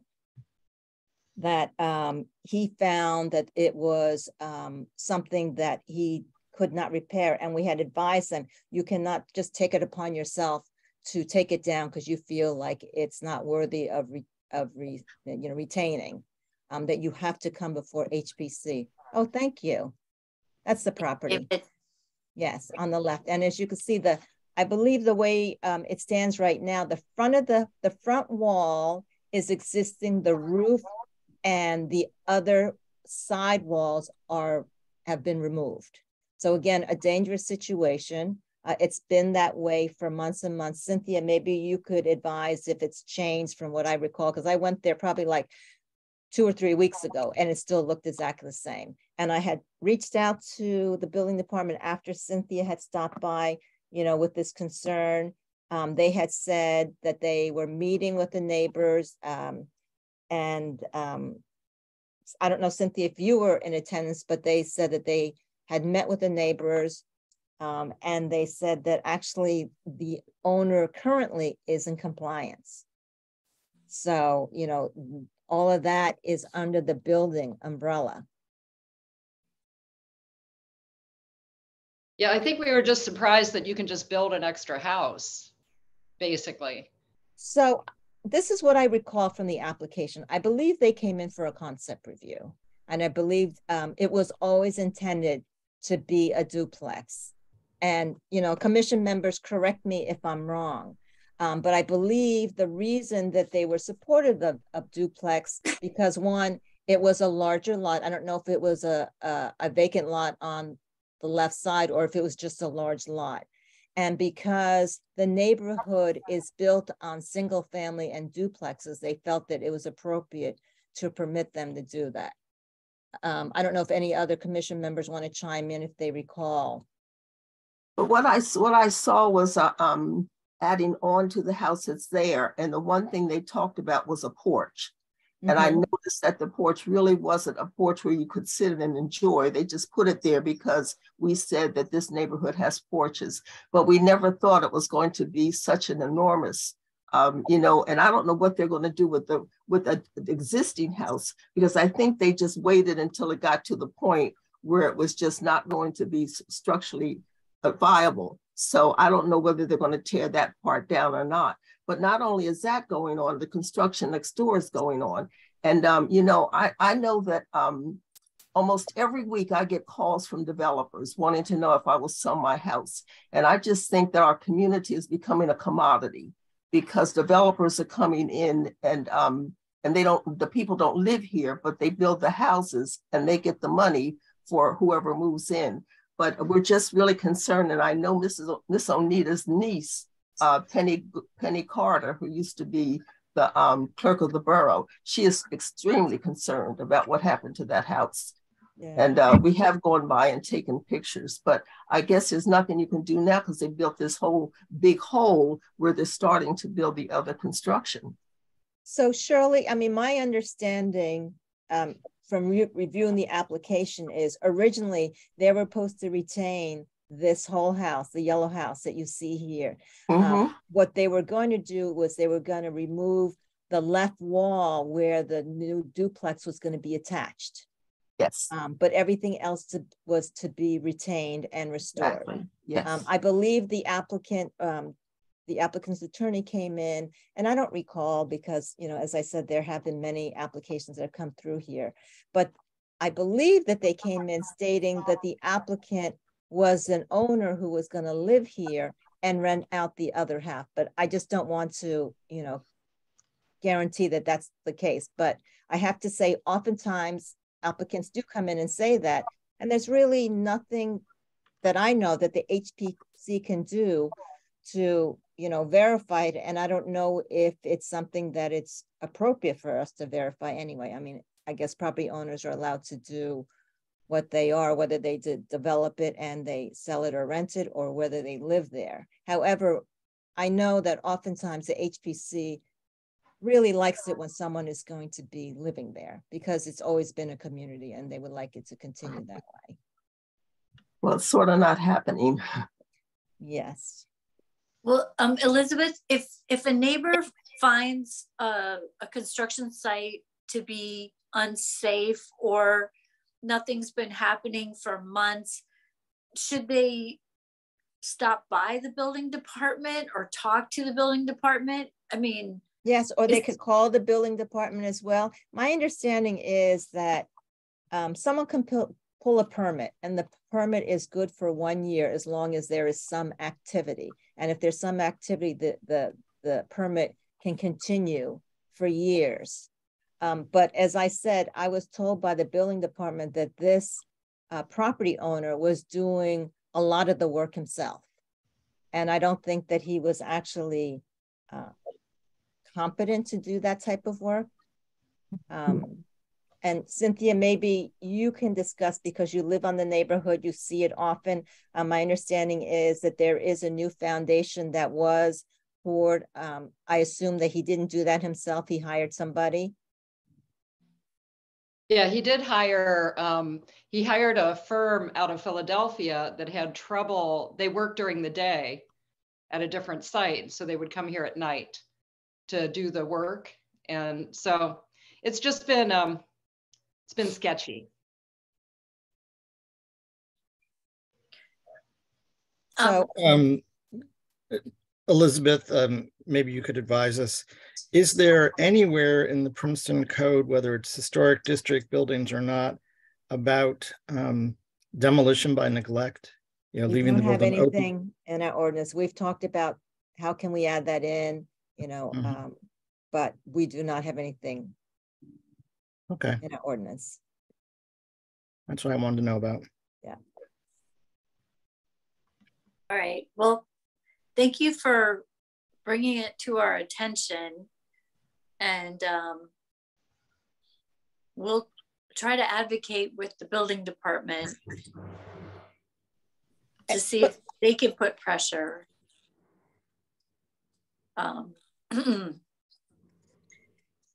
But yeah, it sounds like a mess. Yes. So Julie, what I want to say to Cynthia is, I do not feel that there are different standards for property owners versus someone who might be developing it.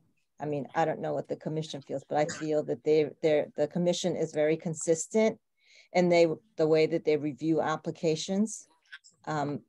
Perhaps because when it is someone who's living there, they're more mindful of work being done versus someone who's not living there and is a developer. But I believe the review process, the way in which certain design criteria are reviewed are consistent, whether they're a property owner or a not property owner. I think it's really depends on if they're living there or they're not. Again, it's just like if you're living somewhere and it's your house, you're going to probably take care of it and do a better job than maybe if you're a renter. Thank you. Grateful for all of you. Thanks for helping us out. I'm so sorry. I feel bad. I mean, like this has been a problem, as I said, for almost a year. And, you know, we've been trying to keep on top of it as much as we can, but it's like a bad penny that keeps on returning. Yeah. Elizabeth, can I just add a little bit additional information to the conversation and discussion?